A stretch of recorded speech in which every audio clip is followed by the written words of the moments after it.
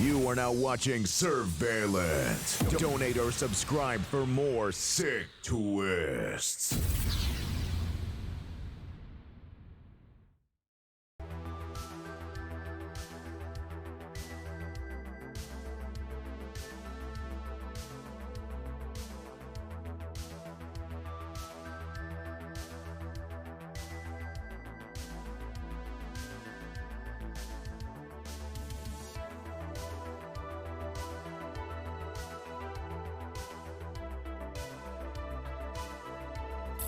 You are now listening to a Light Club exclusive.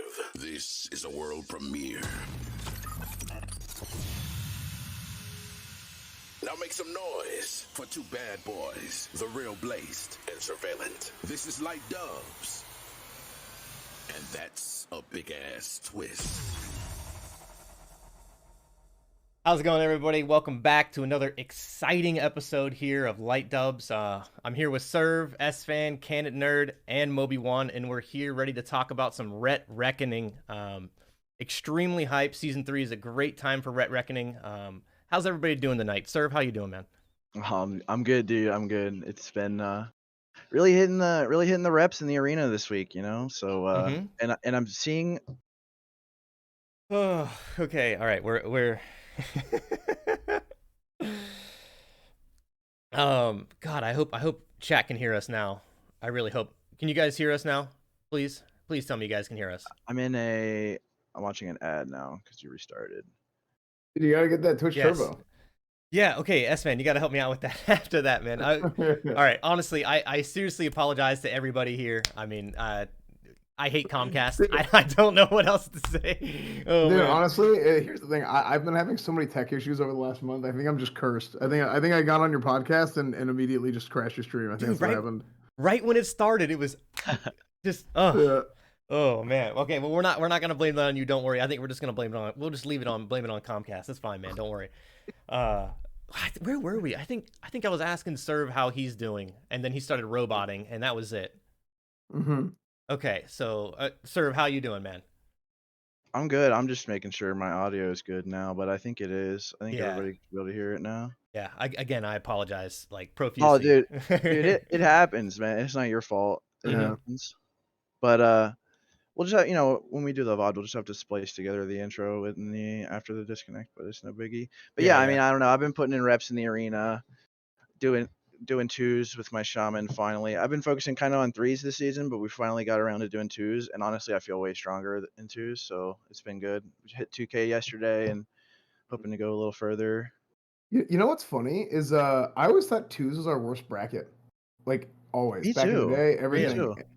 Yeah, but I had the same thing. Like I played in the first couple of weeks of the season, and we hit like 2100 like right off the bat, and I haven't played since because I just haven't played twos. But it's actually nuts, and there's a bunch of rep hounds even at the end of season 2 that were like climbing in twos with Ret Shaman. So I think that's crazy cool because back in the day, like the biggest problem I thought was that we didn't have a silence. If you're playing Alliance, you didn't have a silence, and there's just so much control, and there's so much that you can do in twos. And a lot of times twos is in my opinion the most unbalanced. It's the easiest and it's the most accessible because you only need 2 people to play, but it's kind of unbalanced because the game's not really balanced around 2v2. You can have like Mage Rogue, for example, is really good. You have Rogue Priest, you have Mage Priest. You have all these comps that are really good, but I always thought that Ret was pretty weak, and I actually don't feel that way anymore, and I don't know what exactly changed. I think maybe we just got like better at the game, and I think the big thing is I think Shaman's got a lot better because I think Resto Shamans are now I like the most aggressive healer in my opinion. I mean, you could have a really aggressive priest too, but I just think like having a badass Resto Shaman who's running there and like shocking, and you drop in like a chain lightning to help finish or something like that, it's such a huge deal. And that's a lot of, I think it actually comes from retail WoW. Because in retail WoW, that's kind of how Shamans play, is with Wind Shear and stuff like that, is they play very, very aggressively. And back in the day, we didn't play like that. And Holy Paladins were a lot more popular back in the day too. So when you see, like, they're more popular back in the day because I think they're a lot more passive gameplay than like a Resto Shaman. Now Holy Paladin's not that popular. Well, yeah, people in general do a lot more damage now, so a comp that's just based around just doing a bunch of damage like Ret Shaman is way stronger now than it was back then. And on top Mhm. of that, this iteration of Ret just didn't exist for what, like 60% of real TBC, maybe Oh yeah. less. I Yeah. forget Mhm. exactly how much, but most of it just didn't even exist, so it wasn't even an Yeah. option. Yeah. No, that's it for sure. Because I remember it was 2.3 patch. So that's whenever I had good rating was season 3 originally, Hmm. and then season 1 and 2, I got like I got 1800 something. I did okay, right? But season 3 was really whenever it picked up, and a lot of that was because we didn't have any resilience. If you guys remember back in the day. Well, I mean, yeah, even Yeah. just Yeah. now, like we gained 100 resilience just from putting on our new gear, while every other Yeah. class gained like 20 or something. Well, so back then it was all the itemization for resilience went to spell power Yeah, for yeah, us. literally zero So resilience, yeah, so it was like really rough. But it was funny because I think there's some things that are more interesting about us using spell power, like being able to off heal and stuff like that. But the gameplay of arenas and what it is if you start healing and stuff, sure, like in a clutch moment, like you might drop a heal or something that saves somebody, but you're like playing a losing battle if you're stuck trying to heal. So it ended up being better overall. It's a little bit less interesting, I think. That's one of the strengths of like vanilla versus Burning Crusade and later expansions. Yeah, no, I think so too. I think Ret is definitely in a way better position here in season 3 than it was in season 2, and I think going into season 4, we're gonna be a little bit more spicy, and I can't wait to talk about that because I know Ken has some interesting tier ideas going on into season 4. Um, but Moby, Ken, how are you guys doing today? I'm great. Feels good to be back, and feels like I am the one who's going to represent the Crusader Strike build, Oh, as Nice. well as a Red Rogue. So I'm Yeah, looking you're forward to representing a that. lot of taking a lot of diversity boxes right now. You're playing Red Rogue, you're European, and you're playing CS. So that's There we go. without you, it'd be very homogenous in here. And I uh, got season 3 swords, so maybe that's a controversial thing A as well. sword. ooh. Yeah, there I don't we know Yeah. about go. that one, man. Okay. I don't know about that one. Um, so I guess I'll just get this out of the way. Is it me, Moby, and Serve who don't have Torch of the Damned? I saw Esfand got one the other the I other day. literally just got it. So I think Moby has it now, right? Moby, do you have it? Yeah. Oh Got my god. yeah. I'm saving for my weapon right now Ugh. because I didn't want to have to spend 4K on an arena weapon, but I have all my big pieces now. So besides gloves, so I was just saving up for it now. But yeah, unfortunately, I mean, I have one more chance to get it before Phase 4 on Wednesday, so we'll pray. Okay. yeah, how about Also, that? also How the fast they're coming out with that? Like this is the thing Blizzard does. This is like a kind of side topic, right? It's not a paladin thing, but they find a way to always do they find a way to take forever to do anything, but whenever they do something, they do it with no notice. So they're too slow and too fast at the same time, and then people are all of a sudden like, "Wait, what the hell?" Like you're just like dropping on this in like a week, like and nobody knows, right? Mm-hmm. I don't know why Blizzard does this. I think it's so obnoxious. It's so annoying. Yeah, I Because like, I go thought ahead, it, man. I thought it was so quick, like the 1 week thing. I mean, I knew it was gonna be like maybe a 2 week notice, but it was just just streaming, and then all of a sudden somebody's saying, "Hey, it's coming out next week. Are you ready?" you know. I know I was not ready Yeah. for it. I thought they would give us more heads up. Mm-hmm. And it's a pleasant surprise for it to come this early though, because Yeah, like I was kind of bunkering down for like a 5-month season. Oof. So yeah, it being Yeah. this short is definitely good, I think. And then hopefully they continue to do this kind of thing with like other stretches in Classic that we know are going to stretch on, like Tier 7, for example, and yeah. Well, I've heard Sunwell is going to be coming sooner than we all think. So Yeah, I'm gonna guess late May, early June for Sunwell. Yeah, I I would say think that too. I think sometime in the summer for Sunwell would be okay.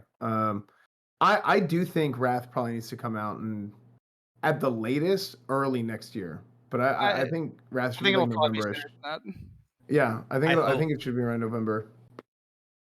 Yeah, I hope it is. Around that time. It'll be kind of fun to get into Wrath, and honestly, I'm kind of looking forward to playing some Death Knight. I won't lie. Um, so Esfand, how long you been playing WoW, man? Did you play any private servers? How long you been PvPing, especially on a Ret Paladin? So for me, I didn't play a whole lot of Burning Crusade private servers because, like I mean, you guys all know like Burning Crusade private servers weren't really like that popular or even that good years ago, and I kind of got into the whole thing with Elysium, Lights Hope, all that. I started making videos. I was actually in between jobs, so I started making videos, and then my videos of vanilla Ret Paladin stuff just started like popping off because there wasn't really a whole lot of people doing a lot of stuff. So it was me and Drakova, who I've known like forever, and we started doing videos together on that channel. And yeah, I mean that's basically how we got started. It was all vanilla Paladin stuff. So it was fun. Like we used to do like everything together, like just like go outside Ironforge and just like lab for hours on like just okay, let's like do this, let's test that. We'd find something out and then we just test it again just to like double check, and it was a good time. I really do miss that actually. When it came to Burning Crusade, ironically enough, I wasn't that good at vanilla back then. I think a lot of people weren't, but I wasn't that good at vanilla back originally, like an original vanilla. Usually I say vanilla and classic. When I say classic vanilla versus, you guys know what I'm talking about. Yeah. Yeah. Like, I'm so used to confusing the hell out of my stream, especially when I'm talking about WoW to people who don't play WoW, and they're just like, "How many versions of WoW are there?" And I was like, "Can't even explain." There's too many. Yeah. But basically what happened was I was not that good at original vanilla. I played a paladin from like week 1 of the game coming out. But I played a paladin, wasn't that good. I got really good in Burning Crusade. So I was like the highest alliance rated, or I was the highest rated alliance Ret Paladin in 5s on my battle group in season 3. And our team captain, he was like depressed and stuff and like quit the game cold turkey and like didn't hand the team to anybody. And we were just like, if you guys remember back in the day, there was a 90-day timer on teams going inactive, and then you wouldn't get credit for you wouldn't get credit for your Rating. arena team for your rating. And that's what happened to us. We're just holding out and hoping the season would end before 90 days, and it didn't. God. So yeah, we were in glad range. Actually, yeah, like we were. I don't know if we would have 100% been in glad range on the night at reset, because like it was like a week before, and it was like, damn, those 90 days. But we were glad range, and it was like there was 2 blood elves ahead of me. There was me on the ladder, because for some reason Blizzard used to have a better website 15 years ago. But you would have, there was 2 blood elves, me, and then the entire rest of the first page was blood elves until the bottom. There was like some dwarves and humans mixed in at the very bottom at like 1900 rating. I don't know. It's just kind of crazy, right? Like back then it was like a lot less active, but a lot of it had to do with the stigma, right? Like people had a bad reputation for Ret Paladins from vanilla, from season 1, from season 2. Part of the reason why, there's 2 reasons, but one of those reasons is you saw more paladins playing horde because the stigma wasn't there and information wasn't as prevalent as it is now, right? Where everybody knows everything. So you had people playing horde. They were like, all right, let's just try paladins. It's like, oh wait, these guys are pretty good. But they were doing well, a lot of them without twisting, because back then, not everybody knew how to do that. But also alliance paladins didn't have twisting at all, right? Or like we could with righteousness, but it just wouldn't have been worth it. The us having Seal of Blood now is just, it makes such a massive difference. So huge difference. And the silence too for PvP. Yeah, I mean, as much as like a lot of people shill like the no changes kind of philosophy, giving Alliance Seal of Blood is like the only real play. Otherwise, they would be totally irrelevant in PvP, in raid. They like nobody would play Alliance Ret. It would just be a horrible class. So I'm really happy that they decided to do that. I mean, a lot of people I was actually surprised at how much backlash that decision got. Honestly, I felt like it was not controversial at all. And there was a couple private servers that did that too, and like it was the logical decision. I think the backlash from that, it wasn't like real backlash. It was people are always mad about like no changes type stuff. It's more than that though, right? It is no changes type stuff they get mad about. But I think what else they get mad about is like, why does he get this? Why does that guy get this? Like, why not me? I want that. Why does he get it? And it's super weird because what ends up happening is a lot of decisions end up getting made that are not in the best interest of the game. Whenever that happens, what do you think about that too much? So like I have an opportunity still, like even though I don't stream WoW as much as I used to, and a lot of times I'll be doing like arenas like late night, when on my alt channel or something. Outside of the subathon, like I've been playing one because I'm doing this. Well, frick, I almost knocked this over. I'm doing a subathon now, and it's just like I'm doing everything. But normally I do it on my alt channel, and I just kind of like chill, whatever. It's like not like a normal stream, but it's having an opportunity to like talk to devs and stuff, especially from the early like the development of Classic and stuff. Like I got really lucky that Blizzard would kind of like back and forth with me, where we could have an opportunity to talk to them about things like seal twisting and getting that put in, getting Seal of Blood for the Alliance. There was a bunch of stuff, and I mean they don't listen to everything, but there's like a bunch of stuff that like they actually listen to feedback on, and the community gets behind it, and it's really really good that they listen to that stuff, because I actually think Burning Crusade probably would have been miserable if they didn't give Alliance Seal of Blood, or they took twisting out, and it just would have been so bad for me anyway. I probably would not have nearly as much fun as I'm having now. I don't think I would have played Paladin if twisting wasn't in the game, for sure. Mhm. Oh no, I think I mean, would have. yeah, it relies on it. Not only is it rely on it for like viability in terms of damage, it's just not a fun class to play really if you're not twisting. Yeah. So And that's kind of why I'm not super excited about Wrath. I mean, I'll play it. I'm not sure how much. I'm not sure if I'll play Ret yet, if I'm gonna enjoy it. Like Divine Storm's cool and all, but not having twisting and that super like engaging rotation that changes Yeah. all the time is yeah, like. this isn't this isn't the time or the place for my TED talk about why Wrath is bad, but it's definitely it's got its pluses Yeah. and minuses.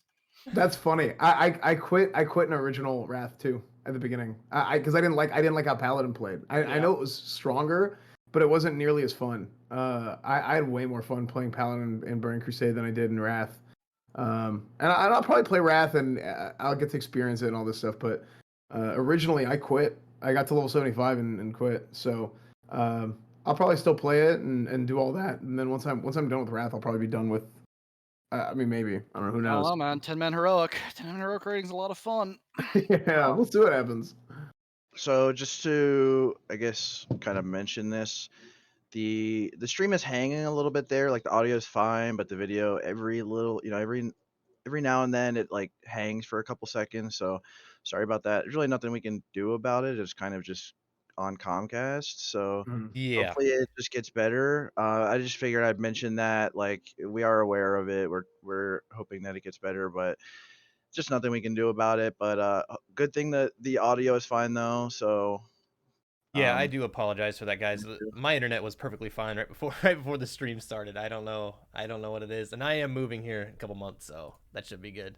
yeah. So but Canitnerd, I know we asked you this last time we had you on the show, but like what's your experience with PvP, with Paladin, with TBC in general? Way back in real TBC, I was a holy paladin and got gladiator clicking with the warlock for what it's worth.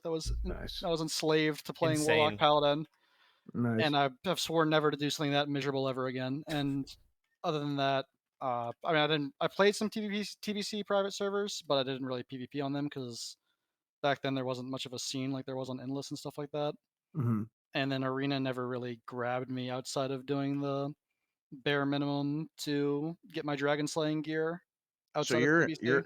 so you didn't play Ret in PvP until Classic TBC, No, and you I got rank mean, 1. That's yeah, crazy. I mean it's not. I'm really good at Q dodging. Is the So real key to it. so being the resident like Reckoning prophet, I want to ask you like, because like this season it seems like everybody plays Reckoning. Like literally every paladin I run into is Reckoning except for like a small handful, and most of the time they don't have a shaman, which is understandable. So like I want to ask you like, how much do you think you played a part in people playing Reckoning just by virtue of getting rank 1 as Reckoning and kind of showing that it's viable and that it's just as good if not better than CS? Like how much do you think you actually played a role in that? Because I think I don't know. I mean, our the PvP episode where we had you guys on and we talked about Reckoning. I mean, it like don't get me wrong, a lot of people watched it, but like it wasn't insanely popular or anything. So like I'm wondering, if you think you played a role in that at all, because like everybody plays Reck now. I mean, I shilled it to high heaven, right? I was in the channels. I was telling everyone who asked me that Reckoning was better. I was talking to other paladins and saying Reckoning is better, and I just think Reckoning is better. But I don't think I should like the person who got the whole not the whole Ret Paladin TBC thing, but like the people playing on a classic mostly is Spank making all those videos from Endless. Yeah. Mm-hmm. Like I definitely I think played a role bringing Reckoning more mainstream for classic, but he was the one who that's how I learned that it was even a thing, was watching his videos. Mm. Because I was going to play a warrior because I didn't think Ret could really hang an arena at all, and a friend of mine showed me Spank's videos, and I was like, oh okay, well it looks like it's viable. Sounds That kind of was a little, fun. yeah, a little bit of a bait considering how broken it was on Endless versus how it is on Classic. But Absolute bait. yeah, Absolute it bait. was a big bait. I think Spank actually ended up baiting a lot of people into that. Oh but yeah. it all ended up working out. I don't Yeah, think. I think I'm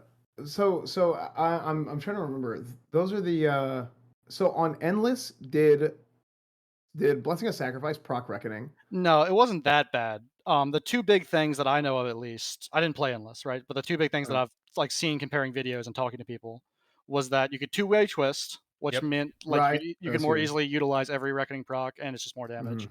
And then it would proc off applications of dots. So like if someone put a corruption on you, it That's could what it proc. was. Yeah, it could Mhm. proc Yeah. there.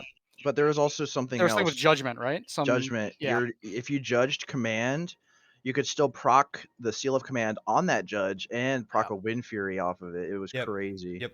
Wait, what? Yeah, it was Yeah. insane. It Damn. was really Sounds, busted. So you would twist and then judge, and it would be like the Just double like twist. yeah. Yeah. It was insane amounts of damage. Yeah. Moby, as our resident CS shill, what do you have to say about this? Well, I was gonna say I know you played Reck a little bit with the Shaman earlier in the season, so Mhm. maybe you could speak on that a bit. But yeah, anyway, go ahead. I picked up a shaman from the streets. Basically, he was 1500 rating, and I had an ungeared alt. I spec'd Reckoning, and I told him when to pop heroism when I had a Reckoning proc up, and I started one-shotting people. Okay. Nice. Okay. So I thought that was fun. We Yeah. climbed to 2K real quick. But that's when all the warrior druids started hard countering us, and Yeah. you can't really get, well, at least I couldn't, not with the guy I'm playing with. We couldn't really manage to get past the 2K rating, so Yeah. we stopped for about 3 weeks now. In terms of Crusader Strike, though, and Red Rogue, well, let me talk about Reckoning first, because I tried Reckoning at the start of the season up to 1900, and I thought it was all right, but you have to approach the game differently in Mhm. all kinds of ways, because when you run in, you have to be the first one to walk in. If rogue goes in and a warrior, for example, starts bashing your rogue, then your Reckoning is useless.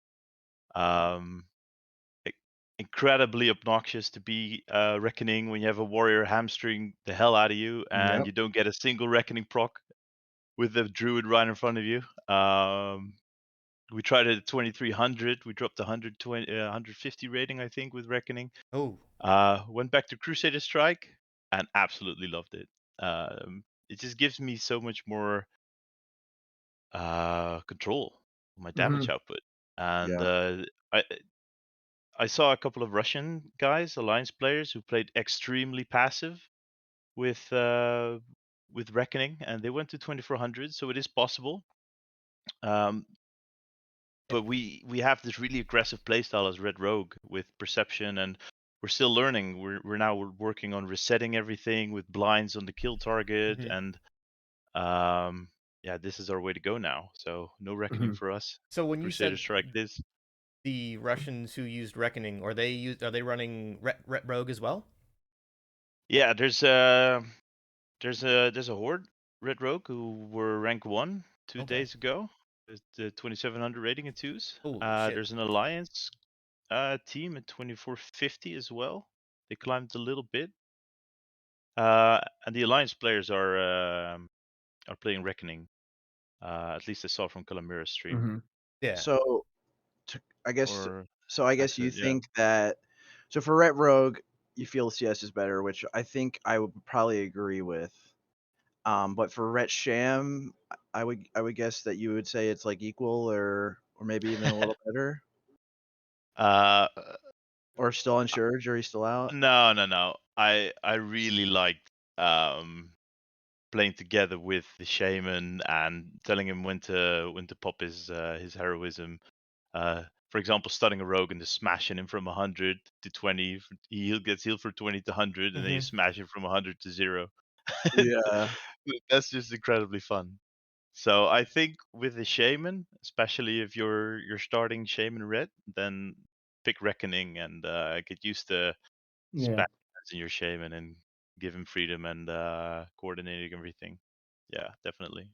Yeah, one of the problems for me was the first 2 seasons we didn't really have a shaman to play with until the end. Like we in season 1, I was like 2 or 3 wins short of Glad, and actually it was funny. We went up against like Peekaboo and Venruki and or not Venruki, Peekaboo and Zaryu and that whole team, and we knocked each other out of Gladiator.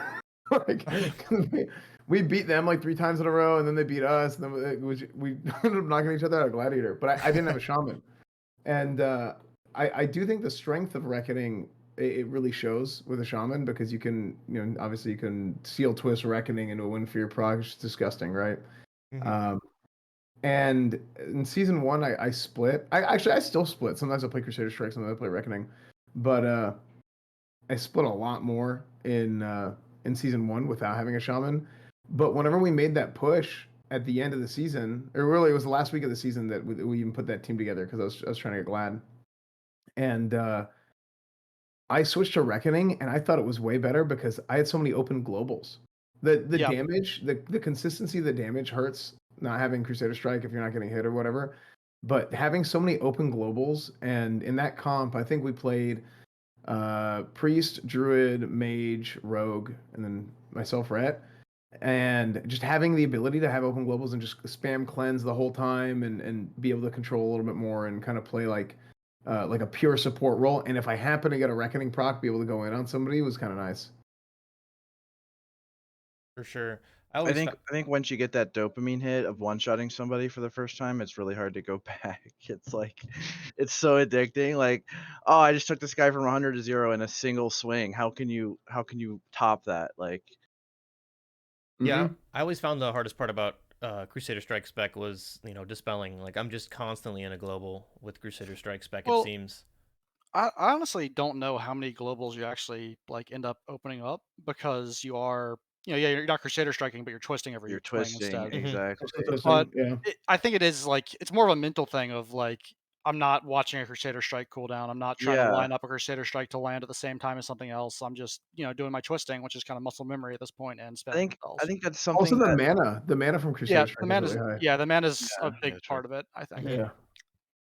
I think that's something that a lot of people, it's kind of like ingrained into their head maybe from Raid that like Crusader Strike's off cooldown. Okay, I use it now. When like, if you look at a lot of the top Crusader Strike players like Reddy and Calamera when they played CS, like they're not CSing on cooldown every time. Like they're passing it up for a dispel here and there. They're Well, yeah, saving it until after their auto goes off. yeah, it's also it's partially it's not just that Crusader Strike is better sustained, right? Crusader Strike is more of you can control when your burst is because you can land a melee with a seal up, Crusader Strike, and Judge all in the exact same global, which Yeah, isn't as much as an actual twisted reckoning hit, but it is still a lot of damage that you can guarantee happens. yeah, all at the same time for And sure. making sure you're lining that up does take a little bit of looking at that, and I think that means people dispel less when they're looking for that, as opposed to just twist, twist, twist, twist, twist. Yeah, Even pressing your Crusader Strike at the end of a swing and you get a lucky Zulu command crit as well. Just Yeah, it's massive. Yeah, just all at once. Huge. Yeah. Yeah. it's a discount reckoning, but it's guaranteed. So Yeah. So who are you guys playing for arena partners right now? I think Moby, you're still playing with St. George Can. I believe you're playing with Kilowave still. Esfand? I don't know. Am I correct? So for me, I mostly play fives now. So it's me, Grayson, Trill, or Grayson plays mage. Like everybody knows that already, but Grayson plays mage. And then Trill or Nicholas play warrior. Settle is our shaman, and then we have a priest who's Eric the cleric. So That's our fives team. Dude, I'm so burned on threes. I'm so sick of seeing double healer warlock, double healer. I'm like, I don't even want to push. I'm 1800 in threes. I played like the first week and then we didn't even play like with our real team. We just played a few games and then just bounced. I'm like, I don't like that my threes. I want it to be over 2K so it like at least looks pretty. So I have all twos. But man, I'm focusing on fives this season. That's the main thing. Yeah, I think threes is a hard bracket for Ret. I mean, you can do pretty good with like Ret Warrior Sham, Ret Mage Sham. I know that a lot of the top players have kind of transitioned from Ret Warrior Shaman to like Ret Mage Shaman in threes, but like at the Yeah. same time, like they just don't get as high in threes as they can in twos. Yeah. And like they just, I don't know. It's just you don't have like when you're playing twos, you have a lot of favorable matchups. You have any double DPS, you're pretty much going to win unless it's Rogue Mage. Then you have like a 50-50 shot. If you're Reckoning, you have a good shot against like any melee or hunter plus healer kind of team. If you're, like any of those, like there's so many good matchups that you're at least half 50-50 favored in twos. But when you get to like threes, like there's so many like PMRs which are like hard to win. Not impossible, obviously. Like you have a decent chance still, but like if they play it well, it's very rough. And there's so many of them. And there's also like so many WLDs and WLPs and they get really tough at high rating. Like I don't know, we've been playing at 2K for a little bit now, and we've just been struggling to get above like 2100. But It's like in there's like a twos, I feel so wall. strong. Yeah. Yeah. In threes, there's like a wall. Well, really, in every bracket, there's kind of a wall. I guess in fives less than the others, but where you start seeing certain comps a lot because there's just a bunch of people like trying to like break through that bubble. Like actually, at the end of last season in fives, did you guys see that? Not in fives, in threes. At the end of last season in threes, there was a bunch of like gladiator teams, even like rank 1 teams that dropped like 200 rating, 2 to 300 Yep. rating. Yeah. And everybody like I was over glad the entire. I transferred to Benediction, so I play on a Benediction now. Transferred to Benediction, got back with Settle our shaman, and me and Grayson and so we got over glad again. We were over glad the whole time, and then we just spam queued into double healer hunter, double healer warlock, double healer, and apparently I thought it was just us, and I was like, wow, this blows, and we lost like 200 rating, ended up not getting gladiator in the last 2 days. It's like the entire bracket like shifted 200 points and all these double healer teams floated to the top. It was like it was insane. So like I mean a lot of people who already had their glad and stuff and were safe glad were fine, but it was actually insane how many double healer in the last week of the season was. It just completely, it like blew my mind. I I think don't know. double healer is a pretty strong meta right now for Mhm. threes. But like I think that's one of the matchups we're pretty favored against. Is double healer like warrior. We have trouble against double healer warlock, which we actually ran into yesterday, and it was really rough. Yeah, But it's so annoying. yeah. I'm like super pro. Like you gotta nerf that. I'm like I know I'll be honest. I'm pretty sure Blizzard was actually actively looking at trying to find a way to nerf it, but it's really hard to. This is what's hard about balance in Classic a lot of times, and I do think this is, if you're able to balance it, it's really good game design. But it's also why they kind of moved away from it after Wrath, especially. Um, so I'm going to speedrun history lesson. Kevin Jordan was the original class designer for WoW, Burning Crusade, and Wrath, and he was in charge of everything. After Wrath, Kevin Jordan was then he wasn't working on WoW anymore. He left, did other stuff, and then they brought in somebody else. But I think they didn't just bring in somebody else; they brought in like a team to work on the game, and that's whenever we had Cataclysm switched it from playing a class to playing a spec, right? It's like you are a Ret Paladin, you are listed as a DPS. If you're a Holy Paladin, you're listed as healer, right? Prot tank.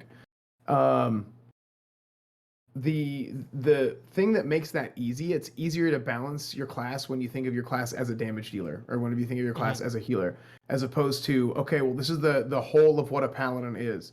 And now that goes across the board to every class. So like if you want to try and adjust double healer and nerf double healer, how do you do something that affects only PvP and not affect PvE? Oh, thank you. Only affects PvP and not affects PvE. You know what I mean? And Yeah. It's harder. even if you want to nerf a class, even if you want to nerf just one class, like let's say warlocks are like snowballing out of control, and they're they're just like super strong now. Well, how do you nerf warlocks without nerfing them in PvE? You just like you probably, but it's not easy, right? You'd have to nerf things that they don't use in PvE at all, right? It ends up being like a whole mess, right? And that's most of the reason why I think Blizzard doesn't want to touch stuff. Yeah, I think it's better to not touch it, right? Yeah. Yeah, for Classic, definitely not. I mean, because when stuff's in balance in Classic, you just say, well, that's how it was. You know, it is what it is. You got to deal with it. Yeah. But in general, it's just them trying to make a competitive game out of a genre that I think is by its nature just not very competitive. Like, yeah, it's like how can you really claim your game is competitive test of skill when who has more gear factors so much into it? First they came for the warlocks, and I did not speak because I was not a warlock, and then they came for the reckoning, and no one was left to speak. I don't think they'd ever come for the reckoning. I think we're pretty far down the totem pole of stuff that needs to get nerfed. Yeah. What about if you use reckoning in PvE though, Can? I'm working on it. Tell us about that. I showed up to raid this week on accident as Reck PvP spec and decided just to throw on some resilience gear. So I was crit immune and tank rage Winterchill because he hits really weak. And when I was getting Reck procs at the beginning, I was bursting just insanely high, like 5-6k DPS. And it's making me really want to try and actually build a spec that can tank some of those weaker hitting bosses and just do insane damage. So my question to that is, did you die? No. You didn't die. You tanked the whole boss. Yeah, I mean he's a rage Winterchill. He doesn't hit for anything. Like 98 too. I saw the log. It was crazy. Yeah, well, it's just because I fell off at the end. Like I got 3 reckoning procs in the first 20 seconds and none the rest of the fight. If I kept getting reckoning procs, I would have done a lot more damage. Interesting.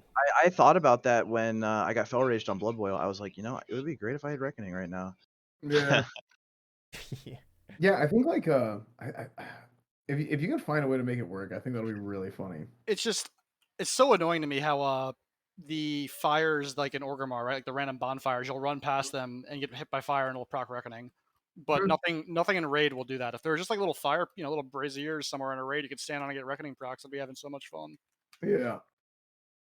Yeah. I'm wondering how I can actually get myself in the position where I can actually reckoning tank. I don't think Dr. Kale would like that too much. Well, that's why you just accidentally show up as reckoning spec. Worked for me. Oops, you accidentally leave Righteous Fury on. Yeah. Sorry.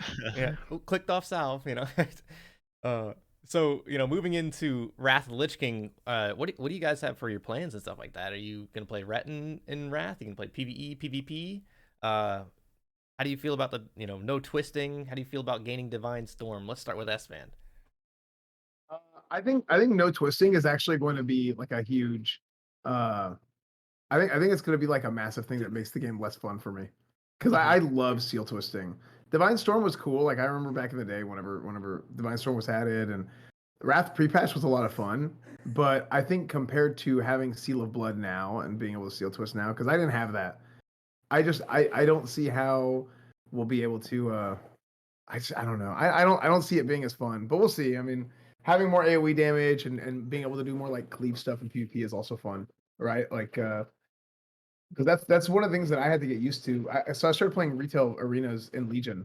Like I quit WoW for a whole lot of years, and then I came back for Legion, and I think the Legion meta was like there was a whole build that you would do with Paladins where they would just go and just cleave and hammers and spin and this and that. And I played with Savix, and that's what we did. And he was like, "Yeah, dude, just cleave, just spam Divine Storm the whole time." I was like, "Okay," and it was nuts actually because we just stay clumped together and we would just do a bunch of damage and they just couldn't out heal it. Or it was nuts when it worked, I should say. But having a little bit more of that in Wrath, I think is going to be interesting. It's going to be like I'm playing a whole new game because I like when I say I didn't play Wrath, like I quit at level 75, so I'm kind of excited. Like it'll be a new experience, and yeah, I think it'll be fun to check out. We'll see if I like it as much as I like Burning Crusade, but it'll definitely be fun to check out. Can, how do you feel about Wrath? Let's go. I know you got something. My distaste for Wrath is well documented, so I'm not going to rant about it too much, but it's definitely, I think a lot of people are going to be going into Wrath looking to play Ret Paladin because there was that period at the start of Wrath with 3.0 with the pre-patch and then into Nax tier where Ret was just absurdly broken and just doing insane damage. Like I remember even my little Holy Paladin that I had back in TBC that had just random trash badge Ret gear, I'd throw that on for 3.0 and just destroy everyone in Isle of Keldanis because it was just blatantly overpowered. And that's not going to be a thing in Wrath. It's going to be straight to 3.3.5, which where Red is just not nearly as good and is really reliant on their ICC set bonus to do good damage. So people who are going in looking for the insane just wrecking ball that Ret was early on in Wrath aren't going to get that. And then I think the rotation is just worse and almost it's just not as interesting. It becomes just kind of like you put all your glowy buttons on your bar and hit the one that's furthest to the left. Yeah. It's just I don't know. It feels playing Ret and Wrath feels like playing any other expansion, while playing it in TBC, the seal twisting thing is something that doesn't exist anywhere else in WoW. So I've never had more fun playing WoW ever than playing Burning Crusade Classic. It's true. It's so true, dude. I did a lot of arena. I mean, not I wasn't like crazy sweaty about it, but like I played a lot of arena on Warmane, on my rogue. You know, I thought I was enjoying the game a lot. I was raiding a lot on my rogue. I was like, this is so much fun. Like, oh my god, I was so naive. Red is so much more fun. Like raid and PvP. Like just the class is like I'm not just spamming Sinister Strike anymore. I actually like get to do this crazy complicated rotation that like is always changing and I have to like stay on my toes to do it right. And then like in PvP, like instead of like having these slow methodical games where I'm trying to control people and like, you know, wean their mana down and kind of, you know, over a long game kind of shred them down, I just blast people. Well, I just don't worry, run you're in gonna and have that in blast. Wrath. Because Yeah. Wrath Arena is a little bit bursty. It's just everyone does it. It's not some unique thing Red can do. I just don't see how, and I kind of agree on this. Like, I don't see how Ret in PvP could be any more fun than it is right now. Well, there is that prot Ret thing that I haven't played many Wrath private servers because, as I said, my distaste for Wrath is well documented. But I mean, it's a nice little meme spec with that prot Ret thing that all the private server players say is insane. So maybe that will be a lot of fun. I mean, I'm not going to judge Ret Classic before it comes out, but I just think the people who are looking forward to crushing his Ret are in for a disappointment, and then T7 is going to be a dark time because it was boring when none of us had done Nax. Now we've all done Nax for how many months was it? 6. So yeah, it's going to be that part. They need to hurry that one up. I think they need to buff Nax in Wrath. It's funny because I was like no changes, memes and stuff aside, like when Classic was first coming out, I was kind of like, you need to account for the times, and it's dumb. I'm telling you, it's almost political about like changes, no changes, and that. Like people get really weird about it. Really weird. It's just people come from the stance where they don't trust Blizzard to make decisions because they saw, you know, the decisions Blizzard kept making. So I understand that. It. Like there are definitely things that just objectively, like anyone who went into Molten Core thinking they were going to have a great time because of the content. Yeah. I don't right. know. Well, what I'm saying is like, I remember stuff like the issues with the world buffs and this and that. And this like, I could literally talk about this for hours and hours and hours. But I think that's one thing. But I think as you go farther along, I think most like no changes people are they're over it at this point because they've seen what no changes is. They've seen what no changes. And I mean, it's everybody's disappointed in how easy Black Temple is. Yeah. Now, you know what's funny? Tier 5 was amazing. It was. It was great. Tier 5 was incredible. Like I don't really like SSC that much. Like I get in there and I don't know if it's the colors or what, but like the actual gameplay of SS or Tier 5, incredible, absolutely incredible. The difficulty was perfect. I think that was the best phase of Classic yet. But you know what's funny? They end up nerfing it early. Blizzard ends up nerfing it early instead of waiting until the patch comes out because guilds are literally quitting because they can't. They're like, oh, we can't clear the content, we quit. And I'm like, what? Like, so these are all these people talking about how hard Classic WoW is and oh, you know, this and that. And then whenever you finally have an actual difficult raid tier, they just bounce and Blizzard ends up. Here's my opinion. I think with this kind of stuff, Blizzard needs to look at it and how do we make the game as good as possible? How do we make the game as best as you possibly can? You got to account for the times. Blizzard has already made certain changes to do that, right? You got to account for the times. What do? They add in Seal of Blood for Alliance, right? You got to account for the times. What do? Okay, well, we want to get rid of the batch, right? So they got rid of spell batching, and okay, well, if you get rid of spell batching, what happens? Well, now seal twisting is broken. Seal twisting's gone. But then they went and manually added it back in. So like I just think the game needs a lot more care and a lot more work, and that's Yeah. what people liked about private servers is because it was a passion project, right? Like, Yeah. sure, there's Yep. there's plenty of private servers where hey, under the table people were making money and stuff like that, but the core of what it was a passion project, and people did it because they wanted to play a good version of the game. And that's the thing that I do think Blizzard has gotten a lot better over the years. There was a period of time where everything was like political and they didn't want to touch anything and it was dumb. So I hope that they continue to do that, and they going into Wrath and stuff, they really like hone in on let's make this game as good as possible, because I actually think Wrath is going to be miserable if Nax comes out and it's as easy as it was back in the day. Because even original Wrath, I didn't play, right, but I know original Nax came out and it was like cleared in a day, Oh, and yeah, everything yeah. was Yeah. a joke, and like that's gonna happen anyway, right? That's gonna happen anyway because it's classic, and like we've already done all the encounters, we've done all the fights, and all that stuff. But now it's just going to be way easier. It's just going to be stupid, right? It will be. Like I maybe this is cope, but Mhm. I think Sunwell is going to be a breath of fresh air I do. because I I hope think so. so too. Oh, they're yeah. giving us pre-nerf, and like Maru, I know people are like still gonna clear it in like a couple hours or whatever. Yeah. But for the average person, it's gonna be like harder than pre-nerf Kale was, in my opinion. I mean, I've done Maru, some very hard versions on different private servers, and that's a very complicated fight and very difficult. And I think it's gonna be a breath of fresh air for a lot of these people that are kind of disappointed in Phase 3 right now. So I'm just kind of hoping that they stick to that. I know they've said multiple times, like even when they were before we even had TBC, I know in their like what was it, BlizzCon, they said, "Oh, we're gonna give pre-nerf Maru. We're gonna take away the spell pushback, but otherwise it's gonna be pre-nerf."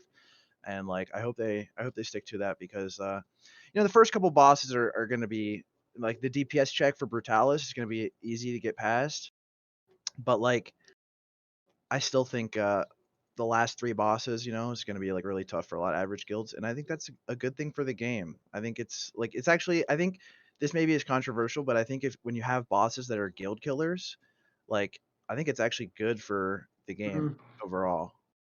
So here's my opinion. I think that these things aren't guild killers because you can't clear it. These things are guild killers because individual people are like they're just being a wuss, and they can't do it and then they quit, right? Individuals. The part where it affects the guild is now the guild has trouble recruiting. Why? Because the attunements are the barrier of entry for the attunements is too high, right? Yep. Now in this ZA patch coming up, all the heroics are now down to honored instead of revered to get into heroics. So now for new level 70s, for alts, for all this stuff, the barrier of entry to be able to even get into the attunements and get your attunements done is way lower. They're getting rid of some of these. They've already gotten rid of some attunements, but for heroic dungeons to be able to go in, get your gear, get your badges, all that kind of stuff is going to be way better. Everything's going to give badges now, pretty much. Not everything, Yeah. everything, but a lot of the old content now gives badges. There's a bunch of new badge gear. The ZA patch is incredible. Like this is old Blizzard did such a good job of doing things on accident that ended up being really, really good. So much of like vanilla WoW was an accident. Just having talked to guys like John Stats or Kevin Jordan. Kevin Jordan's so freaking funny, dude. He's like, yeah, we just kind of did that and it just ended up working, right? Like it wasn't like some crazy like genius thing. Like the core of it and like the idea was, okay, let's try this, but the fact that it just like kept working ended up being perfect, And like they designed stuff a certain way and they planned for it to work a certain way, and then it just kind of, oh wait, we just found something else. Well, that's really good. Let's stick with it. So one of the things they did really well is the ZG patch came out, and the ZG patch in vanilla was this unbelievable catch-up patch. New players, alts, everything now have an opportunity to go in and get really good gear to play with people who've already been playing, right? So Blizzard did a really good job of taking that and hey, let's call on what we did with the ZG patch and make Zul'aman, right? And then the ZA patch comes in Burning Crusade, and it basically does everything that they did in the ZG patch, and then applied it to the systems in Burning Crusade with the badge justice and everything else, and added a bunch of badge gear in. You've got armor pen gear now. You have haste gear now that you can get from the badge vendors. The way Blizzard approached how they learned from themselves in original WoW is absolutely insane to me. It's so impressive. So just to kind of, I love this conversation. I could talk about this stuff for hours, Yeah. but We keep moving away from PvP. I'm doing that. My bad. That's where I'm trying to go into. Yeah. I mean, there was one last thing I wanted to say about Wrath of Lich King, Do which it, Moby. I think hasn't been said. But that is that I'm looking forward to actually playing with other friends than my Shaman and Rogue friends. 'Cause I remember playing with every single healer in the game and managing to get up to high rating and such. much so. more viable. Yeah. You're talking about Yeah. as Ret, Moby? Yeah. Yeah. Just a lot more comps that are viable, you're saying? I saw some of That's Moby's what I old. really liked I about it. saw some of Moby's old Wrath videos on Warcraft movies. It was funny. I was like, "Hey, look, it's Moby." And he's like playing in 2008 or whatever. Hell yeah.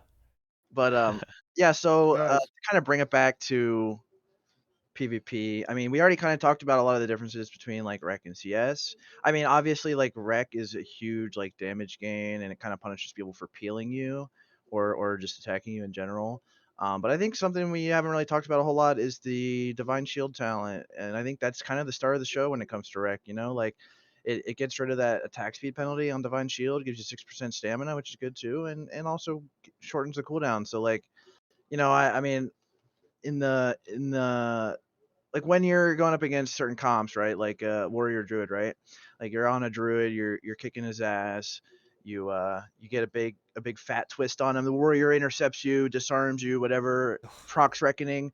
Well, you can just bubble now. You don't have to deal with that. You just bubble and you kill the druid anyway. Like Yep. I think that's really like the star of the show when it comes to Reck. Like even when I don't get a Reck proc, I can win just with the bubble a lot of the times. I actually think Sacred Duty is the strongest part of Reck, the Reck spec. It is insane. Yeah. There's plenty of games where I don't get a single, or I could have not gotten a single Reck proc, and I still would have won just because of the bubble. It just seems so strong. Oh, he's got a Yeah. This is a I'm at Amaranth's house. This is a cutie patooties sent by Amaranth. Are you gonna do it? I'm just gonna leave this here. I'm probably not gonna open that, but other You're not people gonna open can. it? I don't think so. She was ready, man. She really wants me to. Yeah, I'm sure we all do too. Go ahead. When it's full screen, it'll be more fun. Just take it with you. I'll think about it. I'll think about it. I'll think about it. That's funny. That's funny.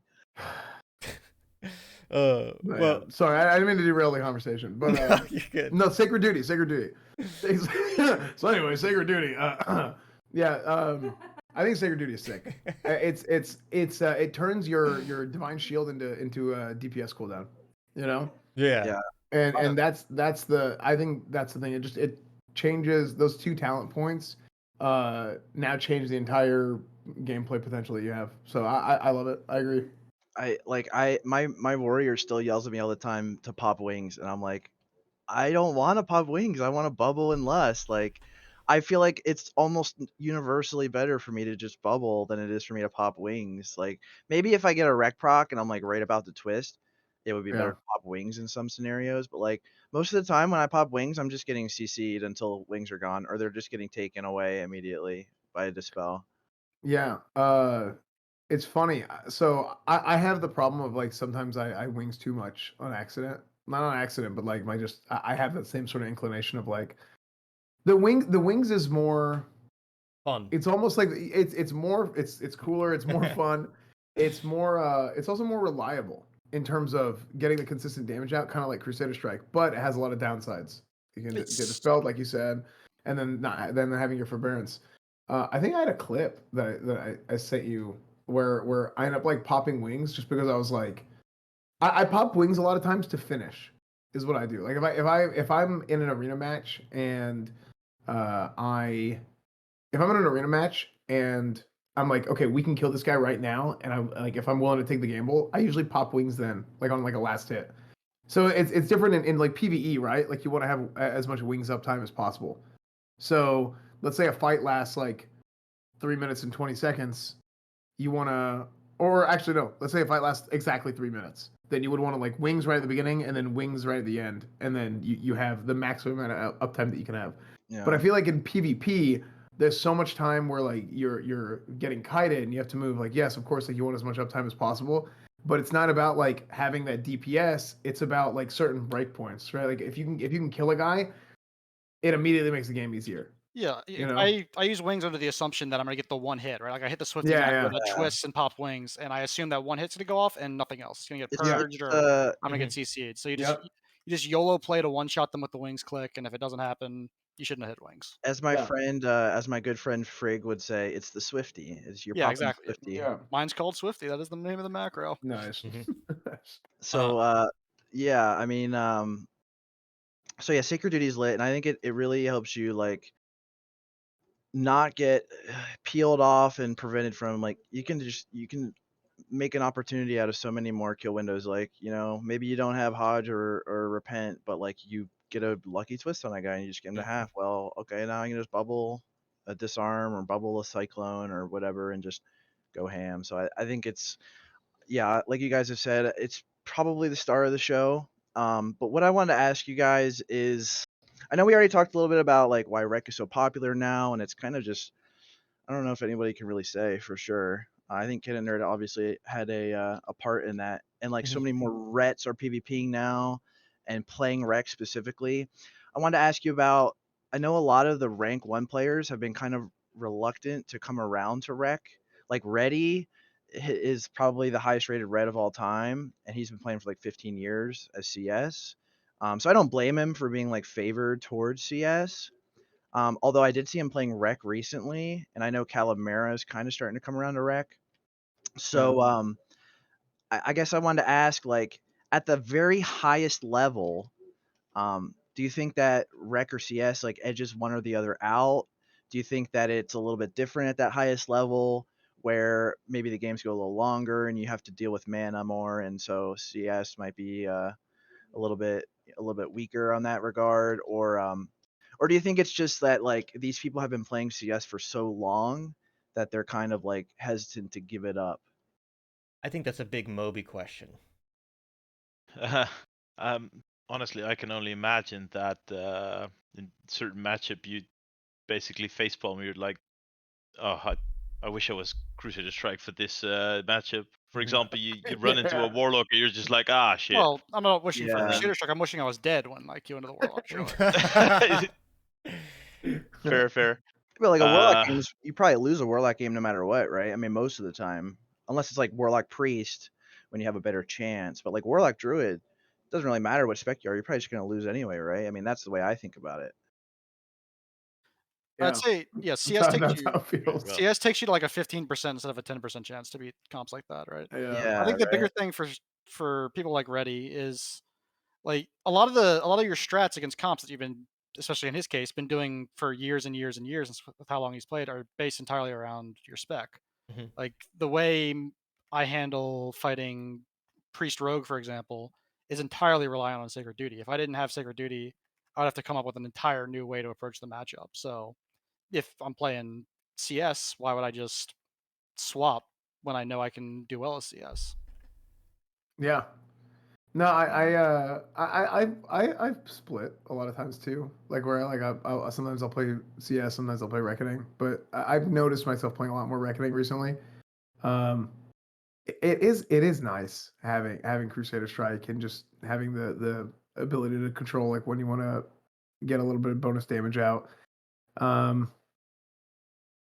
I don't know. I think I think it can go either way. I think a lot of it depends on because you can't really control who you're queuing up against. Like sometimes you'll have a night where you're just getting like spam queued against, a bunch of warlocks or like double healer again, right, in threes. But in general, I just kind of like spec based on who I'm playing with. Now, what I think is interesting is, are you guys playing Reckoning without a shaman too?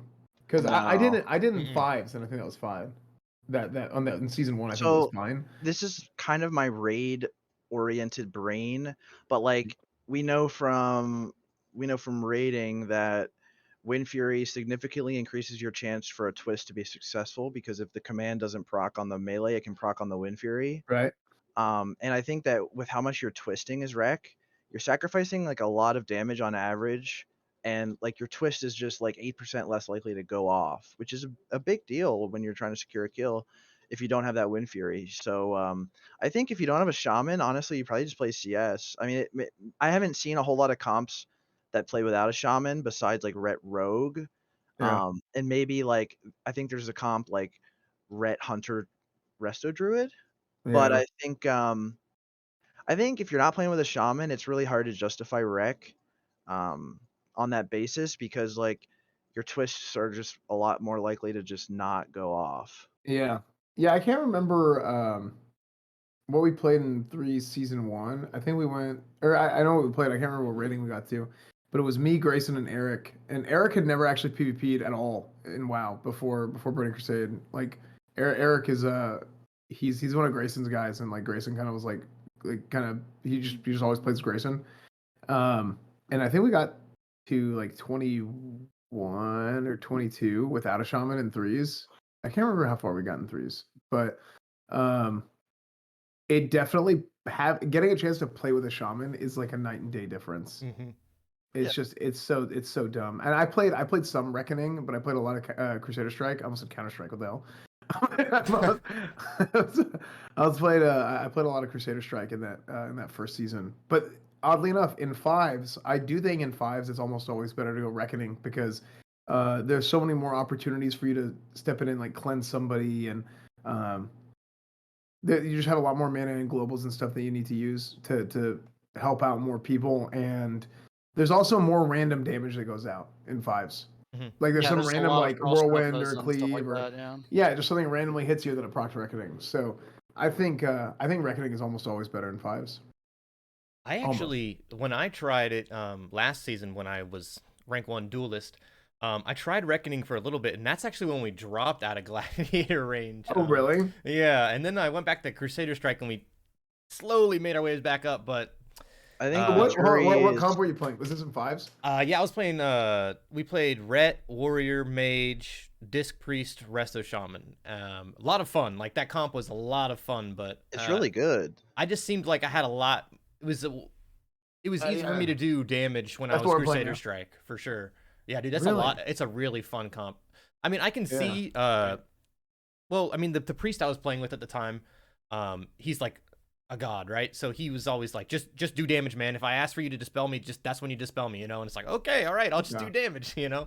So I feel like Crusader Strike is more better burst there in the beginning, especially if they're not touching me at all. Really? Okay. I think that in the Light Club Discord, the jury's still kind of out on 5s about what Reck or CS, but like one thing's for sure about 5s is there's, even if you're not getting hit, there's a lot more like kind of ambient chances to get wrecked from like Novas and hamstrings and stuff. But like so one of the top comps right now is Stafe. I don't know if you guys know who Stafe is. He plays Ret a bit, and they're like one of the best teams in the world right now in 5s, and they play double Ret. Ooh. You know, I've heard of double Ret being pretty decent. Like in the last season, some people were doing that double Ret, and it's pretty decent. Yeah, I haven't tried it. They talk a big game about that comp countering Euro comp, and if that's true, I really want to give it a try because it's because Euro comp is what screws me too. Yeah, exactly. So if that's true, it's something I want to play, but I find it hard to believe. They play like Ret Arms, R Druid, R Sham, and sometimes they swap the Druid for a disc. But yeah, double Ret Warrior and then Druid or disc and a Shaman, and it's lit. I mean, why does it really counter Euro comp? Is it just having 2 people being able to dispel? I think they said they could just run them down. Double dispel and double bubble and double freedoms, like double sack for the CCs. Like, I guess I could see it, because I know against Euro comp what happens is like all that stuff for me gets kind of like negated, right? Because I'll put up a sack and it just gets purged off. But if you have 2 people with the ability to put up stack, like most teams are just not going to be like thinking about that, you know, especially if 2 separate sack targets. I don't know if they're playing like Reck or not, but I feel like if one is CS and one is Reck, and they argue about which one they're supposed to play. Is my yeah, I was gonna say, because like, I mean, the thing about Ret that's so good is you can force uptime on people. Like you can get on people and they can't stop you with freedom and bubble and all that. So like if you have 2 Rets, like those 2 Reds are pretty much always going to be able to connect for some short period of time at the start of the game. They're always going to get to their target and start hitting, like no matter what, they're going to get there. Insane So amounts of burst. yeah, so like I think I don't know. I feel like I would value Reck highly in that situation for the bubble, but I mean whatever they're doing is working, really working, because they So are one of the top in the world. you're saying that the double Ret team is running both Reckoning? No, No, it's no, one was no. Reck, one is CS. Last One's time I talked to one okay, of them. okay, interesting. A little bit of diversity there. So you guys think that Reckoning does require a specific teammate to really Well, fully shine? I mean, if we take Mobywan, for example, he's running Ret Rogue. He tends to run the CS. Is that Yeah. fair to say? Yeah, but looking at it from the Sacred Duty talent, that is the thing that will make it viable for Red Rogue as well. But it just you just have to change your entire playstyle, and you have to get lucky, obviously. If you don't get a Reckoning proc, it's gonna suck. Yeah, I mean if your twist doesn't go off because you don't have Wind Fury, like yeah, I don't play. Yeah, it does hurt. I don't play Ret because I enjoy playing a melee with no slow, no interrupt, no mobility, right? The fun of Ret is just the ridiculous one-shots you get here and there, so I'm not queuing without a Shaman because you need the Wind Fury to make that happen. So I wanted to ask, like obviously like if you're playing CS, most people use like Brooch and they just wear all their PvP gear. But I know for like Reckoning, there's like a lot of discussion about like trinkets, wearing some passive haste on your gear, because like I think a lot of people that play Rec are kind of under the assumption, or they're like, the current wisdom is that DST is kind of like the king trinket, because if DST procs when you have Reckoning, you're going to get 3 Reckoning There you swings go, instead more. of 2. Yeah, and it's huge extra damage, like way more damage than Brooch would ever add, but it has to line up. And so some people are kind of like leaning more towards Abacus because you can use it on demand. And there's actually one guy who uses Scrolls of Blinding Light, which is that vanilla trinket that has like a bunch of haste for 20 seconds and also has like some spell haste. So you can like reduce your global with that and get more dispels out or twists or whatever. But like I want to ask you guys, because like I like using DST. I think DST is great, and even if it doesn't line up with like a Rec proc, sometimes the DST just adds so much damage that it can create like a kill window that I wasn't gonna have otherwise, because it just lets me get a twist off earlier. But like, do you guys feel like that on-demand haste would be better? And then also the passive gear. I know me and Lawgiver talked about it a little bit, where we ran like 100 to 150 haste from like Black Temple gear, like the bracers, pick up like the belt from Trash that has intellect on it, like the ring from Trash. Yeah. You can add a good amount of haste, but I had trouble. I don't think I ever saw that passive haste on its own give me a third swing. And when you have like a 3.8 weapon like Torch, it's like it doesn't do that much in terms of, but rarely it will give you that third swing. So I'm like, I wanted to ask your guys' thoughts about like wearing some haste and like what trinket you guys think is actually best. I just want to interject real quick. I'm gonna go. I'll be right back. Yeah. You guys go ahead. Yeah. So yeah, go ahead. Oh no. In my opinion, it just adds up one more thing that could line up with everything else. It's one of those things that you could have in the back of your head, like, hey, I have a proc op.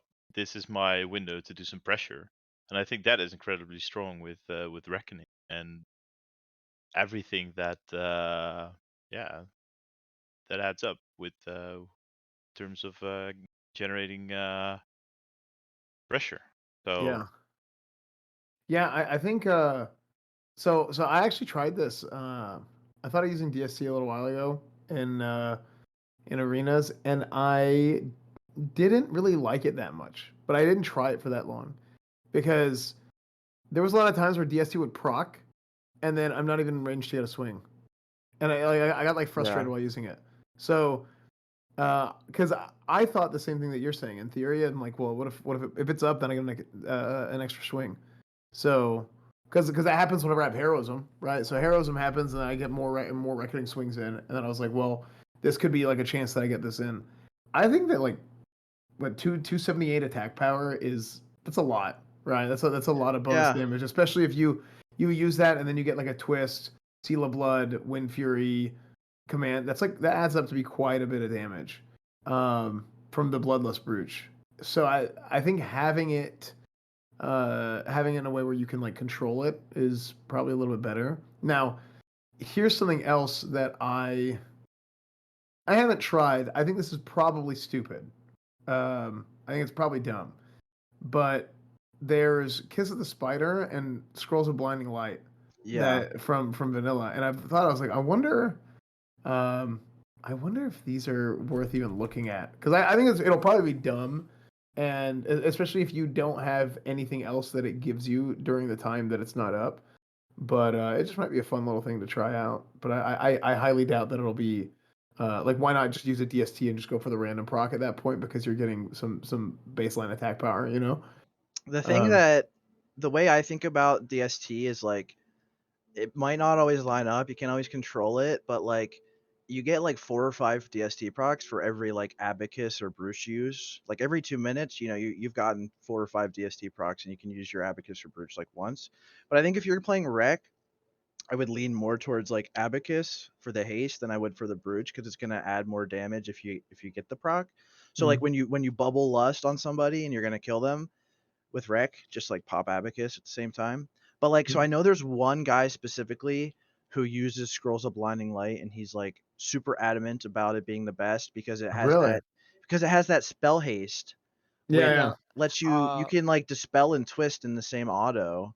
I don't know how highly rated he is, Ooh, but damn. That's the actually, big- you know, it's funny. I yeah. didn't think about that part of Scrolls. The big thing about Yeah. scrolls that I want to try out, but I don't have the trinket because I'm a horde paladin. But the big thing I want to try out with it is if you use it during your bubble kill window on, say, a priest, it makes it way less likely that you're gonna get caught on global when he casts Mass Dispel. So you can hodge your silence or rep it and stop the Mass Dispel and keep your bubble. So that's the use case that I really think Scrolls of Blinding because Light your would be really GCD good is at. shorter. Yeah, because your GCD is shorter, so you're less likely to get stuck on GCD, and you can stop that. But like when I looked at the GCD reduction, so if It's you already not have very big.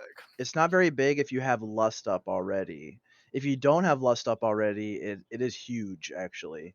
But if you already have lust, it's only like a 0.15 second reduction, I think. Yeah, seeing how small that was is what stopped me from actually, going out and doing BWL every week to Yeah. try and get it. But if I already had it, I think I'd be playing around with And it. having no base stats is in a 5-minute cooldown is like really painful. Yeah, but there's a lot of comps in twos, especially where you're kind of choreographed of like, this is your kill window, this is when you need to kill Yeah. them. And so in that case, it doesn't really matter what the cooldown is, as long as you can use it in that kill window. That's what matters. Honestly, I'm glad you brought up Kiss of the Spider, because I think that's just a better version of Abacus. I mean, the thing about Scrolls that's so good is that it's like the same haste as Abacus, but it's like 20 seconds long instead of 10. Yeah. So like that's good. I mean, but like with Kiss is also I think 15 or 20 seconds long. So you get a little bit of extra time with your haste, which if you get a second Reck proc or something can be huge. I think you get more out of it there than you would with Abacus, because Abacus is so short. I mean, Abacus is going to give you that third swing, but you're going to get a little bit of extra damage out of Kiss in that window. So I think if you're going to go that route and you're going to pick something like an on-use trinket for Reck over something like a DST, I think you go with Kiss if you have it, if you can get it, because it just lasts longer. Yeah. Well, the haste trinkets also actually rely on like having the haste up at the right time, even the on use ones, right? If you use it in the middle Yeah, of a swing, it could not even give you that twist at all if the timing of the that's buff plus the true. swing timing doesn't work out. I think in general you're better off just using the attack power option because it's just flat damage. It'll always be there for you. I'm still a sucker for DST, because when I'm playing twos, sometimes just a DST proc is all I need to get a I like kill. I like DST against Druid teams just because I need the more RNG I can stack in my favor and just maybe give that Druid while he's running around in circles all game, the better. But against the more choreographed teams like the priest teams, I'd rather use the AP. So while I was in the bathroom, did you guys happen to talk about the weapon differences? Or was it just No, haste actually. gear? Oh, Okay, not all yet. right. Just haste. Well, But that's a really good point. Yeah. yeah. I mean, I don't know if if I recall correctly, Moby, you have torch, but you're not using it. Yeah. That's painful to hear. Switched That's so painful to hear. Nah, I switched to season 3 sword this week, and I love it. I Now- understand. I mean, he's Ret Rogue, so I understand going for the Okay. Rezil. And so Yeah. is that Savagery on why you went for it though, Moby? Just a little bit more resilience. Yeah, mostly. Interesting. I love Torch, but it adds some stamina, adds resilience. Really love armor penetration. Mhm. Yeah, I like armor Just pen too, because actually. it just adds flat damage for it with Crusader Strike as well. I It like has some armor pen a synergy. lot. Yeah. And I'm not planning to drop my season 3 sword. Mhm. Planning to put Executioner on it when Oh Ooh. it wow, drops next week. He's going that's all in. interesting. All in. Yeah, Are you yeah. gonna wear like Divine Retribution and And stuff, or? no. I think if I you're going AP, do you love gotta my go all the mana way. I think playing you Red gotta go Rogue. all the way, man. Dude, So just send it. here's the thing with armor pen. I think so many people are so obsessed with like, oh, armor pen sucks for ret because we do like half of our damage is holy, or like it depends on what whatever the hell, right? A lot of times in reckoning, it's like 40%. I think on average every time I look, it's like holy damage. Mhm. But what people don't consider is it's not about your overall damage. It's not about your DPS. It's about when it hits, it hits. Yeah. So like if you are playing with a warrior in your team and you're stacking sunders, if you're playing Ret Rogue like you are Moby, and you have him putting up exposed armor, and you have what is the value of exposed armor? Is it like 26 or 22? What is the 27, I think, something like It's that. 27. Okay, Yeah. so about like 2,700 armor.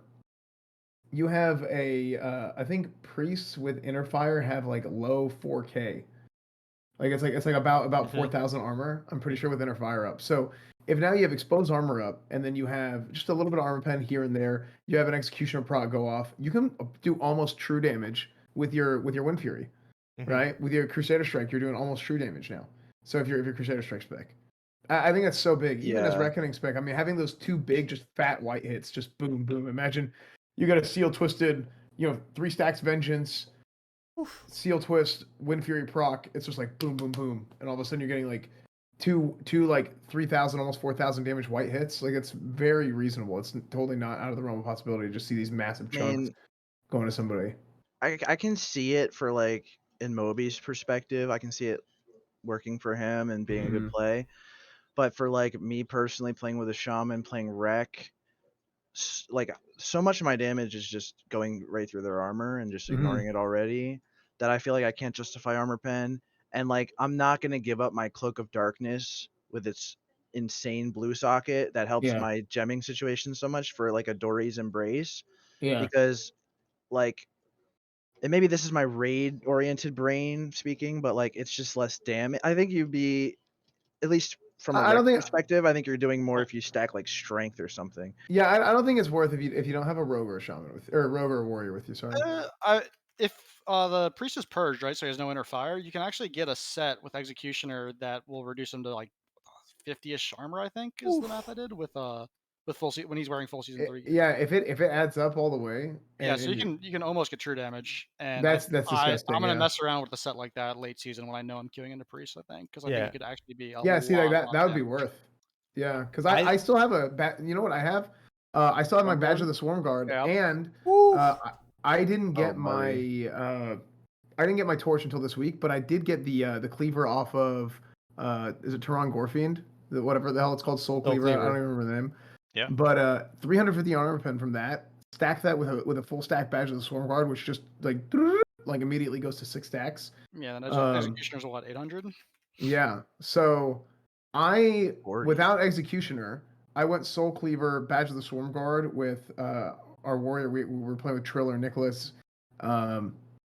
They put up 5 stacks Sunder, and if I had my stuff go off, it was just disgusting white damage. The auto attack damage is so high. So I don't know. Maybe you're right. Maybe you just get like a passive set with Executioner, where you get enough armor Yeah. pen. I think armor pen is gonna have its spot in late season 3. It's just you need Yeah. to. I think you need to go all in because it's just a stat that Yeah. scales better the more I you mean, have. think Yeah. about this too, though. Like, think about like, okay, so it's gonna help a lot when you're against like a Clothy and you get some Sunders up on him and stuff. But think about when you're up against like a Bear Druid, right? Like, I feel like that stat budget is gonna be kind of wasted, where it's not gonna give you near as much damage as like, I mean, against a Bear Druid or like a person with a shield on, like a Shaman or a Warrior, like if you want to do the most damage, you actually don't even CS. You just keep twisting because CS doesn't do enough damage against that high armor. Like Reck is actually going to do more damage there because the twist goes right through the armor. So I think there's situations where the armor pen is going to give you more damage.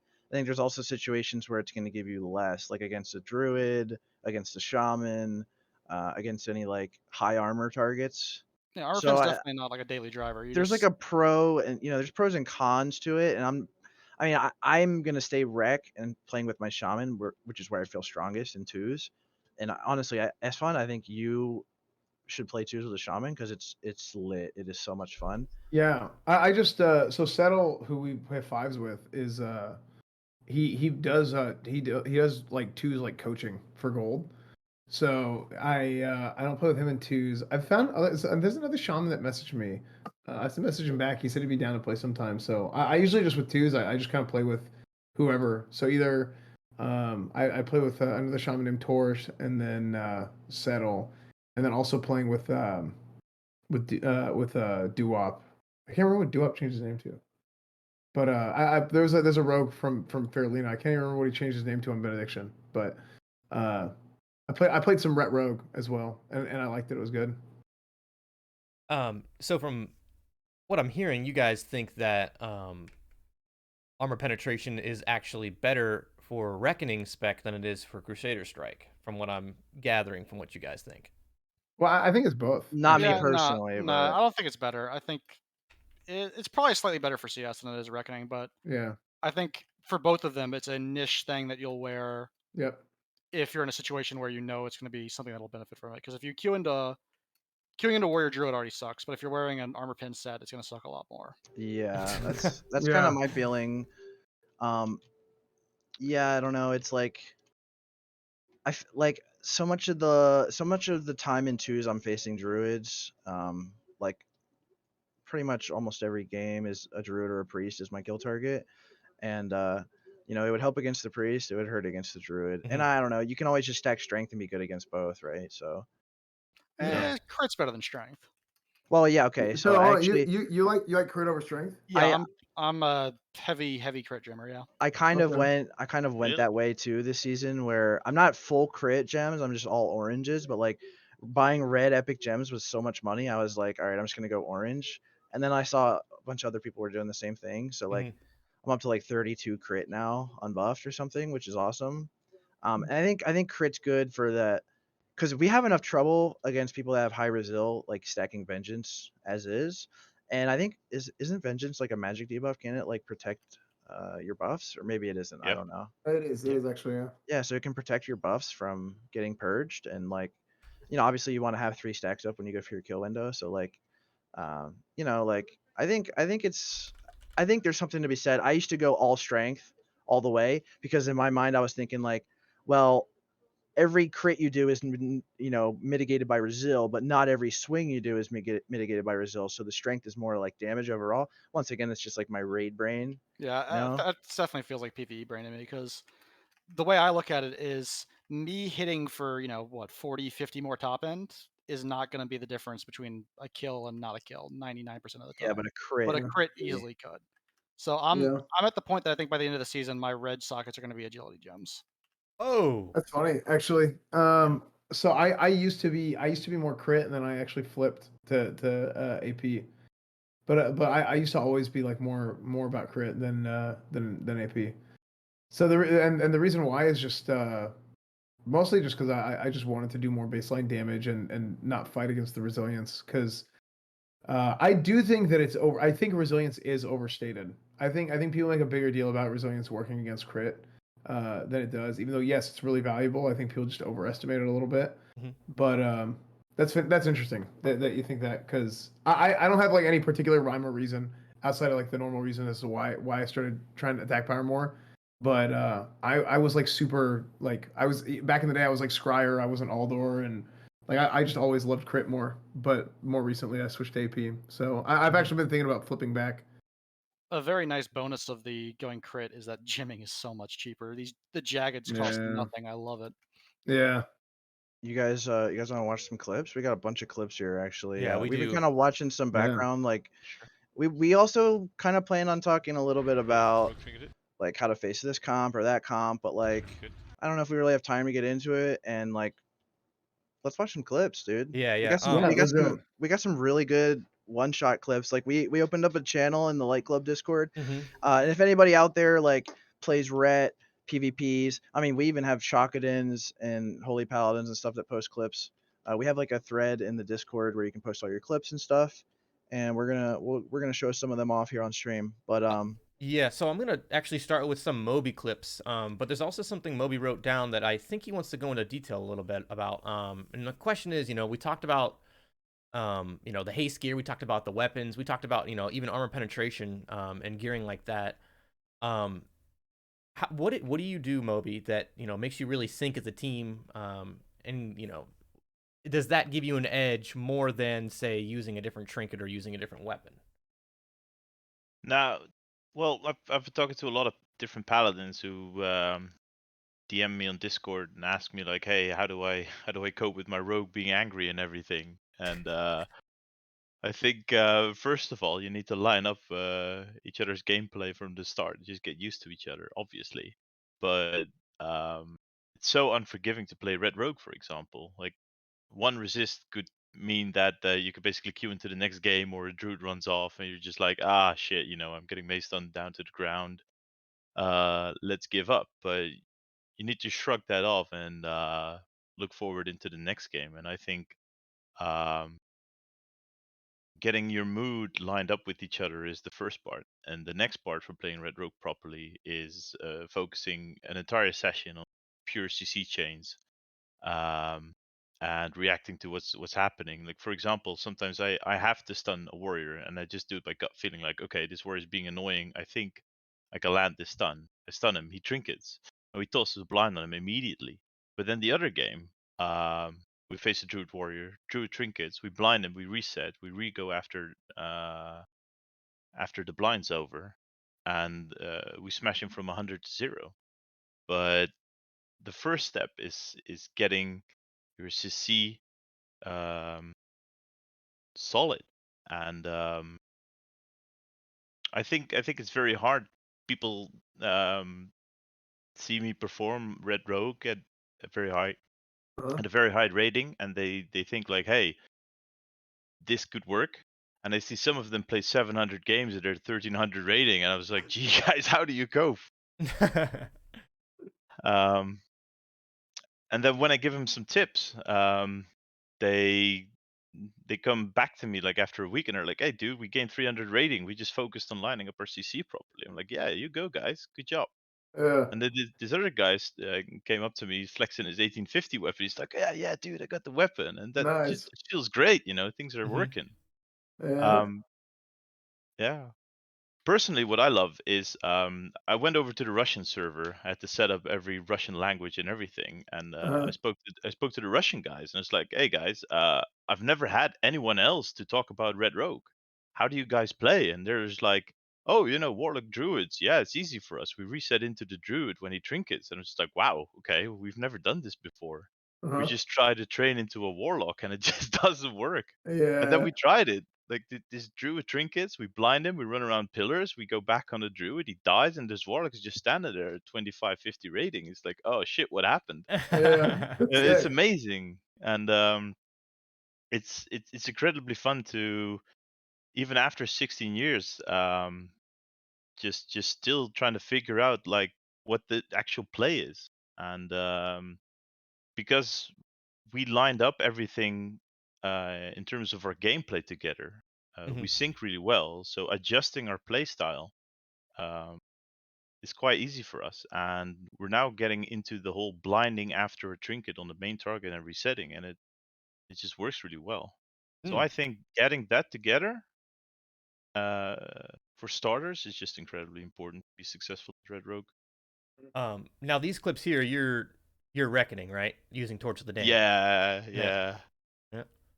And this is one of those sessions where my shaman doesn't really have a PvP background, Mhm. so I'm trying to coach him as we go. And against Mage Shadow Priest, I just got frustrated. Yeah. So I think in this game in particular, I just got incredibly frustrated, and I was like, you know, I have to do something. I think I got a reckoning proc from something silly. Probably And from I the just pulled, maybe oh, the no, Nova. frost yeah, elemental. Yeah. yeah, exactly. And I smashed this mage into the ground from 100 to Yep. 0, and that is just incredibly satisfying. Oh yeah. The Yeah. hopefully watching some of these clips, we just let them run a couple times in case of any stream hanging, just because Yeah. just hanging a little bit still, unfortunately. Nothing we can do about it really, but yeah, just thought I'd mention that. Yeah, this one is where I gave up hope as well. So I started mashing into the warrior. Um, I put wings here somewhere later, and he disarms me, and that Mhm. triggered me incredibly. Especially because I wasn't really getting the Wind Fury as well. Like right Yeah. there, I didn't get a Wind Yeah. Fury. So I told my Shaman, like, come on, pop the Wind Fury, stun the I dig it. Paladin. I'm full tilt. I'm just like, okay, whatever. He gives me Wind Fury. Holy shit. Yeah, I know. And then the Paladin just flops over. It's I'm just gonna like, watch that okay, again, man. that just There happened. it is. There it is. I just saw it. Yeah. Oh Yeah, my man. god. that is I have a question. What enchant do you guys normally run? that is On when the mongoose. on You guys, weapon? Probably yeah, on mongoose weapon. Yeah, Yeah. mongoose, overall. mongoose. You guys all run mongoose all the time? 100% mongoose. Yeah, I run Really? mongoose. Okay. I usually go. At least in the last seasons, I was going weapon chain, and then Oh well, that's what the second torch is for. yeah, exactly. And then I gotta get me a second torch now. So I have my weapon chain now on my soul cleaver, and then I'll just use that as like my PvP weapon or like my chain weapon, and then if I can somehow manage to get a second torch someday, then you know what I might end up doing? I might even get a arena weapon. I might have enough arena points depending on how long the season goes. So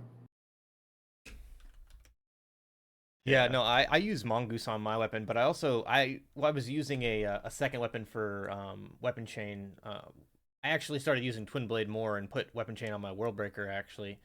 okay. That's what I did. But if I had a Torch of the Damned, I would obviously be using that like 100%. Yeah. Oh yeah, for sure. Yeah, you know, I've never even seen. I think I saw a twin blade drop. Like, I didn't see one drop until Black Temple was already out, and then I was like, man, I don't want. I'll let somebody else take the twin blade because I know I'm getting torch. So, Mm.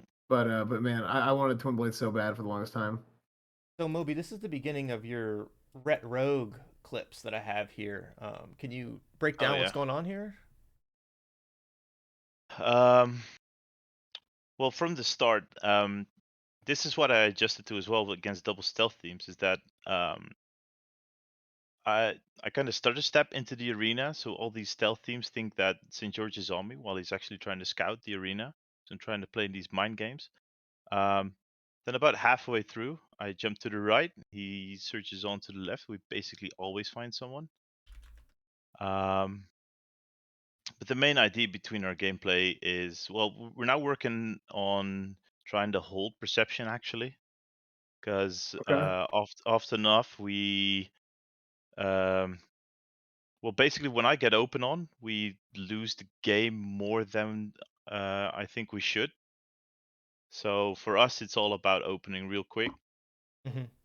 So we're still working about holding perception and trying to play defensive and when not. But I guess double rogue it's fairly simple for us, really. Just blow one up. Yeah, just blow one up. And with double perception, I think we have a very solid lead from the very start. Oh yeah, no, definitely for sure, man. I mean that's kind of really good. So you're using them in the beginning. You're not using it for like the second go, right? Like when they re-stealth or anything like that. You're just planning on just shredding them. Yeah, exactly. Yeah. I'm not sure if this is a game against. I think this was against a feral and a rogue. I believe this is feral rogue. Yes, this is the clip of the feral rogue. Yeah, so these guys open hard, and yeah, he George gets sapped. Very shitty opener. Oh yeah. I always thought feral rogue was like the scary. I always think feral rogue is more scary than double rogue, honestly, because it just seems like they do so much damage and they have a little bit more like CCs that don't overlap. You know. A good feral is disgusting. Yeah.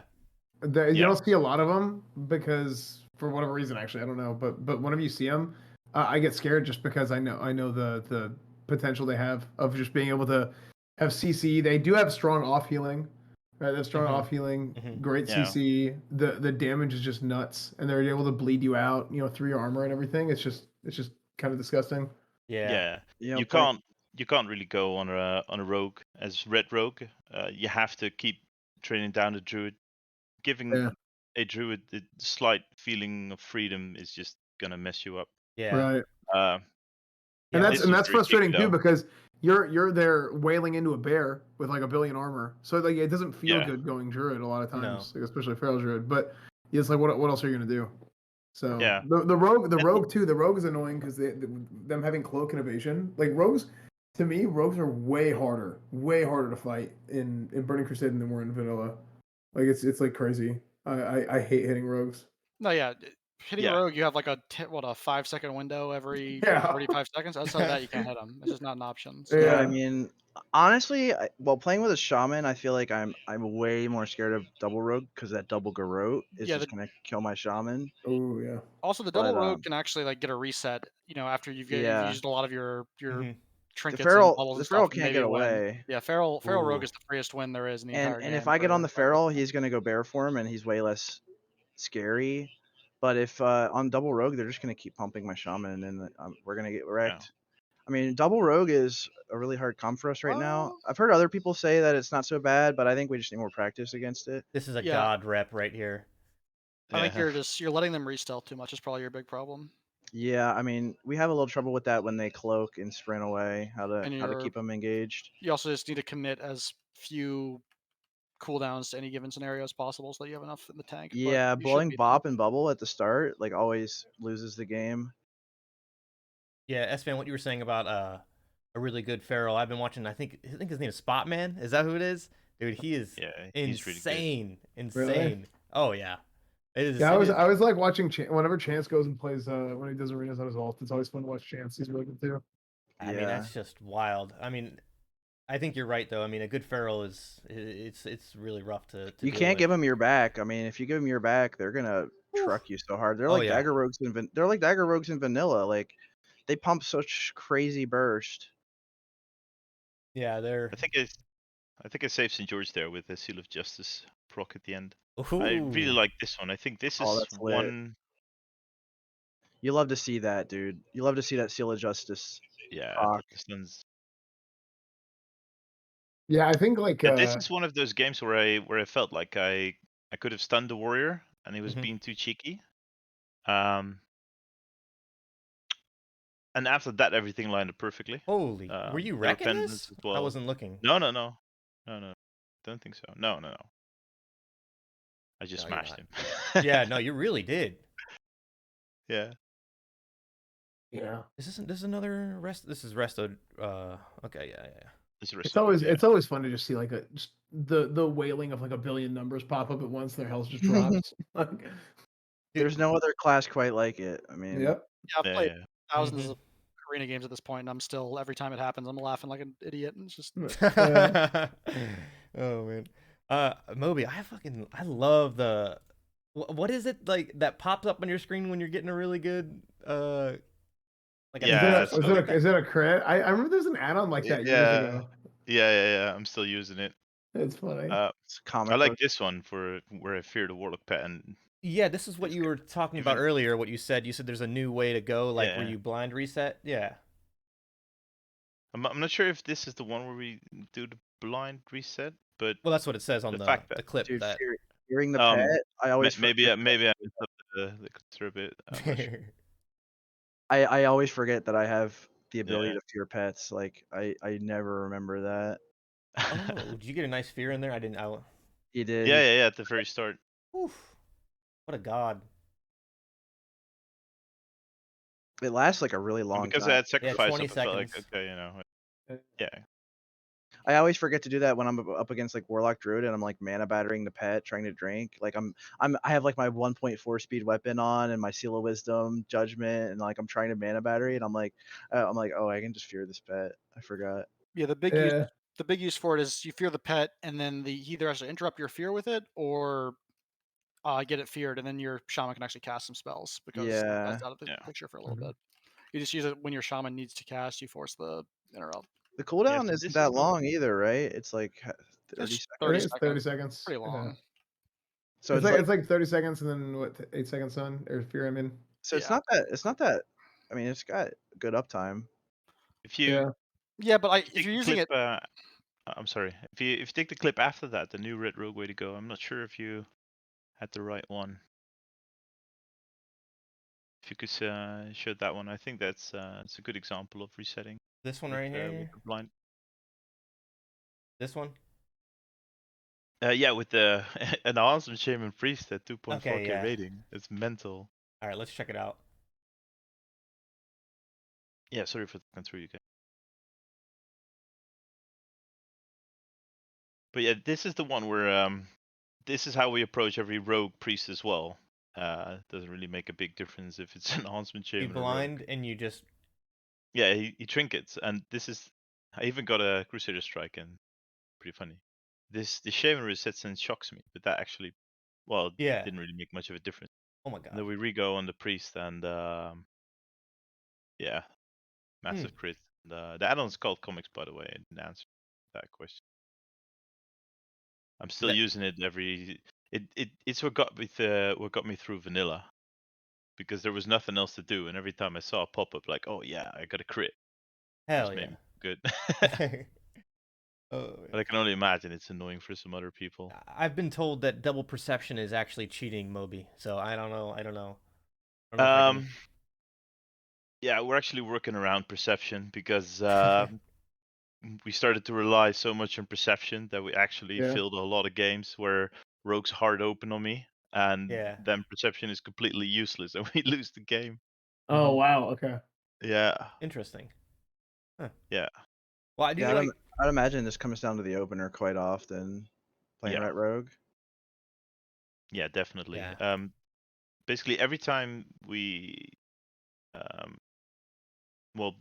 every time I get caught in the open, we're just so behind, and we're just not good at resetting at all. So we need to work on that. But our offensive game is quite alright. And yeah, I mean, it seems like you get to reset a lot with the Ret Rogue. Yeah, we're still working on it. Our main gameplay was to go in hard and try to line up our CC and interrupt, and that's what got us through to 2550 rating, which is alright, but we're getting better at it now. Are you guys passing combat back and forth right now? Yeah, Ken, I was gonna ask you what's up with this clip right here. Oh, so a nice little thing you can do against any rogue team really, but especially mage rogue, is if the mage gets a little bit too close, one of you hits them with the 40-yard range instant cast Decapitator. That also Decapitator, like, it throws an axe, right? But you get put in combat as soon as you click it. So if the mage comes anywhere within 40 yards, you just hit him with a decap, and you can then spam combat back and forth between yourselves for eternity until. So let me just get. You guys are using rank 1 heals, yes? Yeah, just spamming rank 1s back and forth. And this is just so that they can't get a sap off. Yeah, they can't sap, and eventually they'll either just open without the sap or Shadow Sight will come up. So can't really go wrong there. Which one of you goes for Shadow Sight when it comes up? Usually me. So I also just gotta ask, what's up with Killawave's Spellbook Gaming here? Is he? Yeah, that was our. clicking. So we haven't been doing much twos because this is early season, just doing 5s for points until a push actually becomes necessary. So I think this was our first session doing 2s for a long time. So we I think I'm pretty sure I had a Spellbook my rank 1 too at that time. Well, this is really good tech, man. I mean, this completely avoids like the rogue sap. I mean, that just seems so big. I have a Decapitator. I remember people talking about using it in that way, but I was like, oh, I got Mana Tap, but Mana Tap doesn't go quite as far. No, it's way better to use decap, and also the Shaman can use it too. Oh yeah. But this is just we had to make up for the loss of our skull perma combat. So you do this against every rogue team you do this against, and no, it's mostly just rogue mage against priest rogue. We have a different strat, which is actually coming up right here. How often do you are you able to get it off on the mage? Not super often, but it happens often enough that it's definitely worth having the decaps. It's worth having it out. Yeah. Yeah. I should try and get one of those. That's a good idea. I never thought of that. Yeah, the 40-yard range, the fact that it instantly puts you in is really good. So yeah, this is what we do every priest rogue. This is just like the blueprint. And without this works against almost all of them. There's a few that can play against it pretty well, but You most... rush in without sack? No, sack is up. Go Sack back. was up. Oh. Yeah, sack's up Yeah. for sure. Yeah, sack is up. So he breaks the sap on the reflective shield with a frost shock. Oh, wow. Yeah, and it's wild. Even after playing priests, like playing the same rank 1 priest 5-10 times, they just never take the shield off. And These are these like rank 1 strats that like nobody ever thinks about. That is like crazy tech. yeah, so we break the sap with a sack, and then it's just purge him dry, hodge him, and I hodge him when he's still at full health. And they really like to sit that hodge because they don't want to burn a trinket when they're at full health and they don't feel like they're in danger. And if they don't trinket it, they lose there. Even if they do trinket it, you just keep wailing onto them and hopefully get a Reck proc from the rogue. Wow, because you got a Reck proc there and you bubbled and lit the guy up. But even without that, it's still very easy to kill him. Like he cannot cast and he can't shield, he can't renew because the shaman is just casting nothing but purge. Shouldn't the rogue be hitting your shaman there and not giving you then Reck I'm proc? just completely unpeeled and I'm gonna kill him anyway. Yeah, I know, but I So- mean, it still would be better, right? Because then you're not getting Reck procs. I mean, maybe the priest survives a little bit longer What at least. needs to happen there is that the priest needs to get away from me. We have the most difficulty when the priest can kite me successfully. I stay on my mount until I can get on top of the priest, and he just spams poison cleansing totems. So my question here is, you didn't even use trinket. No, I don't Doesn't think look I like needed it. No, I just bubble as soon as it's time to go and finish the priest. Well, the rogue opened him with a garrote, so he couldn't even like blind you. Yeah, and I think I might have resisted the kidney. And if I didn't resist the kidney, I would have trinketed it. Like that garrote is probably a misplay because he can't do anything to peel you there. Yeah, if he cheap shots me and gets crippling on me, then the priest can get away kind of to an extent. But I stay on my mount and just get spam dispelled by the shaman. I mean, you always have bubble, but you pop it anyway. The bubble is what wins. Yeah, at the end. And then you wait for PS. And Pop the shaman. As soon as he PSs, he gets repented. Yeah. I totally thought Killa got the kill here with that lightning bolt. I won't lie. He gets a lot of kills. The shaman in this comp needs to play super, super aggressive. He's not even a healer, really. He's just purging and doing damage. He's just a support, yeah. Yeah. I love it, dude. I think like if you're like a badass resto shaman, it's like the coolest thing in the world. Yep. No, it's a really fun. People role. kind of trash talk shamans. They like, oh, you got to hard cast all your heals. No, they just don't know. Dude. They're clueless. They're lit. I love it. Yeah, and see, this is the good thing about fighting Druid Rogue as opposed to the Priest Rogues, because you can hodge the Rogue and he can't get dispelled, so it's actually a viable kill target. He's gone. Well, yeah. Oh my lord! Yeah. Like he's just gone. Couldn't dodge. I think this clip, like, in voice of this clip, I get a proc and I just know he's dead, so I just say I'm gonna kill him and he just dies. Oh, this is with the World Breaker too. Yeah. Yeah. This is a little bit of an older one. I think early in the season. Oh, you popped wings, so you hodged him and popped wings instead of. Yeah, that's one of the comps I'll press a lot of wings against, just because I need to kill him in that hodge, because if I don't kill him in that hodge, it's going to be at least 35 seconds before. Yeah, Rogue Druid is. I mean, Rogue Druid is a hard comp for me. I struggle. Yeah, they're really annoying. I would rate them in probably a really good Rogue Druid where the Druid knows to just like never be anywhere near you is more annoying to fight than Warrior Druid. Yeah, no doubt. I mean, Warrior Druid, I feel really strong against now with Reck. I don't know about really strong, but it's winnable. Yeah. I mean, you kind of did slap this guy pretty hard. I won't lie. That's awesome. Well, I mean, it's just nice to be able to hodge a rogue and he can't get dispelled, so you can actually hit him. Yeah, so there's the Druid Rogue, and then there's the Druid Warrior, which I don't like either of them, to be honest. I don't like playing against either of those. I'd rather face the Druid Warrior, though. Against Druid Warriors, yeah, there's a few win conditions you can have. Nice. I think let me look at my my arena history. Yeah, so our last play session we were at 2700 MMR, and we went how many? We went 4-1 against Warrior Druids. Oh wow! And a lot of the that I'm pretty sure that was one of them where it's just the Druid let himself get too close, and he got one shot. And you press wings. And then the next game, so the Druid is really scared now, and the Druid plays far back, and my Shaman just 1v1s the Warrior while the Druid did stealth, gets him as low as possible. And then when he's at 50, 45%, I just walk up and hit the wing swifty macro and immediately one-shot the warrior before the droid even comes out of stealth. And it's just like, those are the kind of cheesy wins you can actually get against that comp. Because if they're playing it properly, you should just never beat them, I don't think. Mm-hmm. Gotcha. So we got some Esfand clips here. Yeah, I don't have that many because I usually play on my alt channel. That was what we got. We got some alt channel clips. I didn't even know you had that alt channel until I saw those clips you sent me. I was like, oh, because I was looking on your main channel for clips to put in the document, but I couldn't. Yeah, it's like when does this guy stream his PvP? Yeah, right. No, because usually like my team plays really late at night, and I'm usually like done with stream at that point, or like it's weird. Like for me, like my stream has just changed so much that like over the last few years that it's like it's like it's not really like my main content anymore, right? Doing a lot of the WoW stuff. Like I still do it, and I still know a lot about what I'm saying, right? But it's just because it's I care about it so much. Mhm. It's not like it's not something that I'm focusing like my content around. So that's it. Just kind of is what it is. But when I played on my alt, and then I don't even remember what exactly these clips are of. I just saw that. I just like clicked through them and I was like, oh, like there's this, there's that. So well, this one usually it's really big damage. So, Yeah. You let that rogue jumping off. You just like blasted him. This Hit him one with the block. we come back from we were down 2v3 because Grayson died. This is Frostmage, Shaman, Ret Paladin, and Grayson's dead, and we're like, God damn, like we lost. But then you actually get the kill on the priest. A lot of people are playing this comp So now. Settle is blinded right now. Yeah, it's crazy because like we started playing this comp out of necessity, really, because Grayson plays a mage, and we were like, well, we just need to find a shaman, and then it turned out to be decent, and a lot of other people started playing it too. So yeah, like Settle had to actually sit that he actually had to sit that blind, I think, because my bop was on cooldown, I'm pretty sure, and he didn't have a trinket up. Otherwise, I would have bopped him out. Yeah, there it is. It is on cooldown.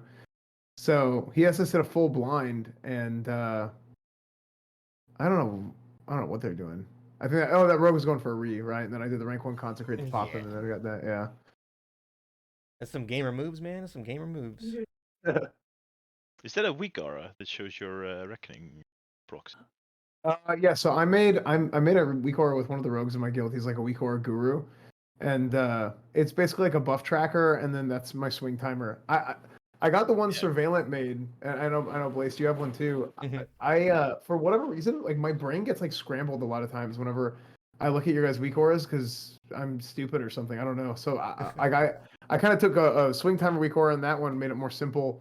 And then I just kind of time my seal twist with like the end of the timer within 0.4.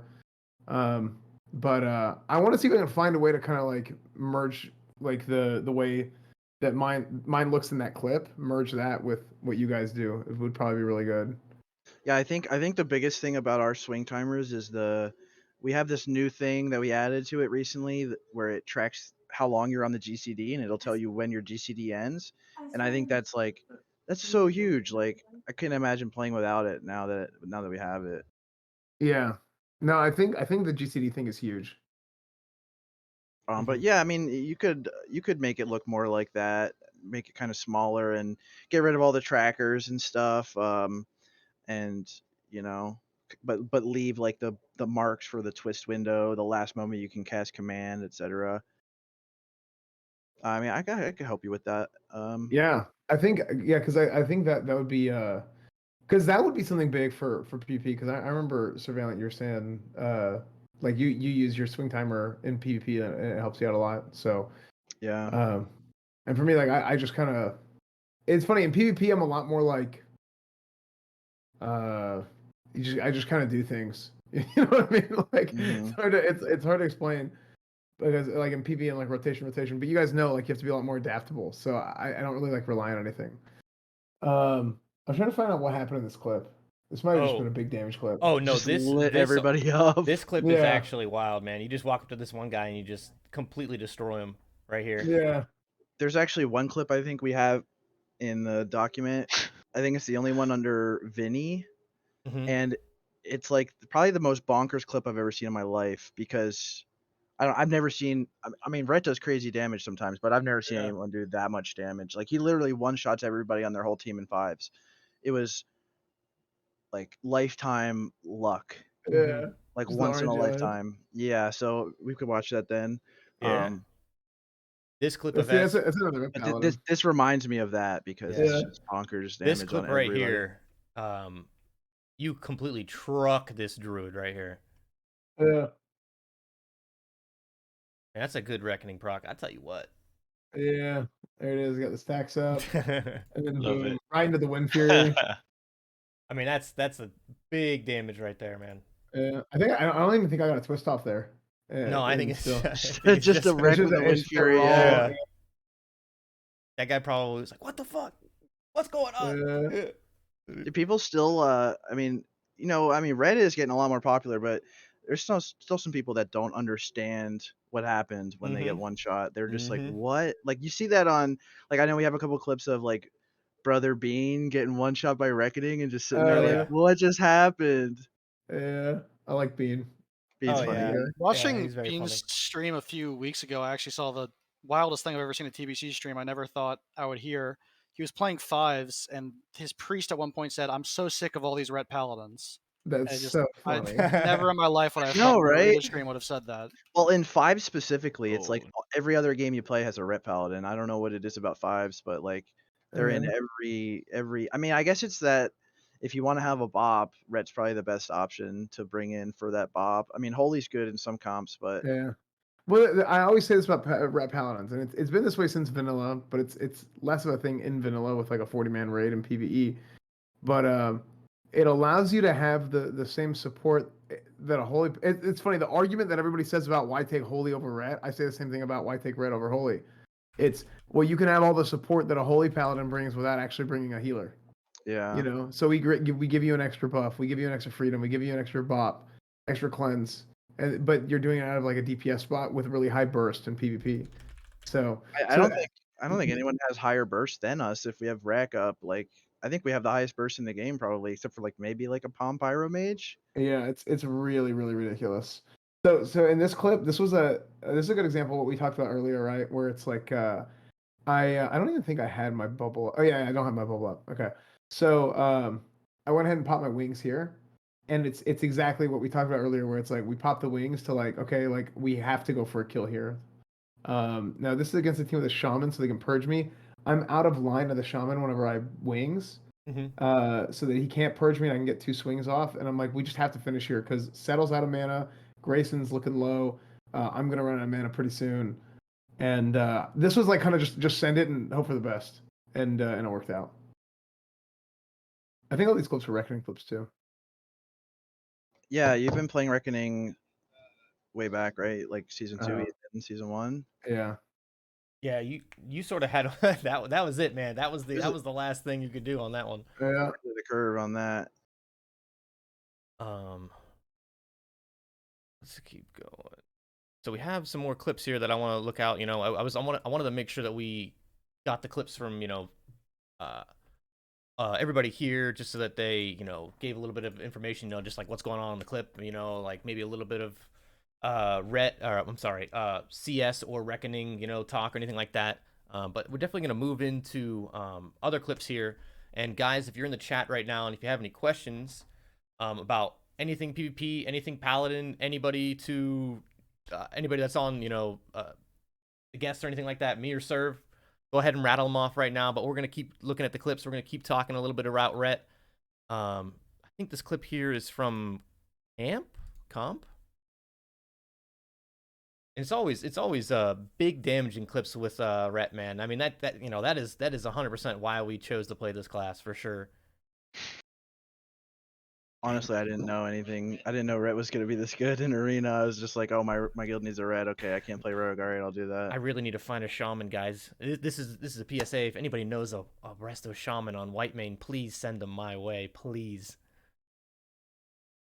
Yeah.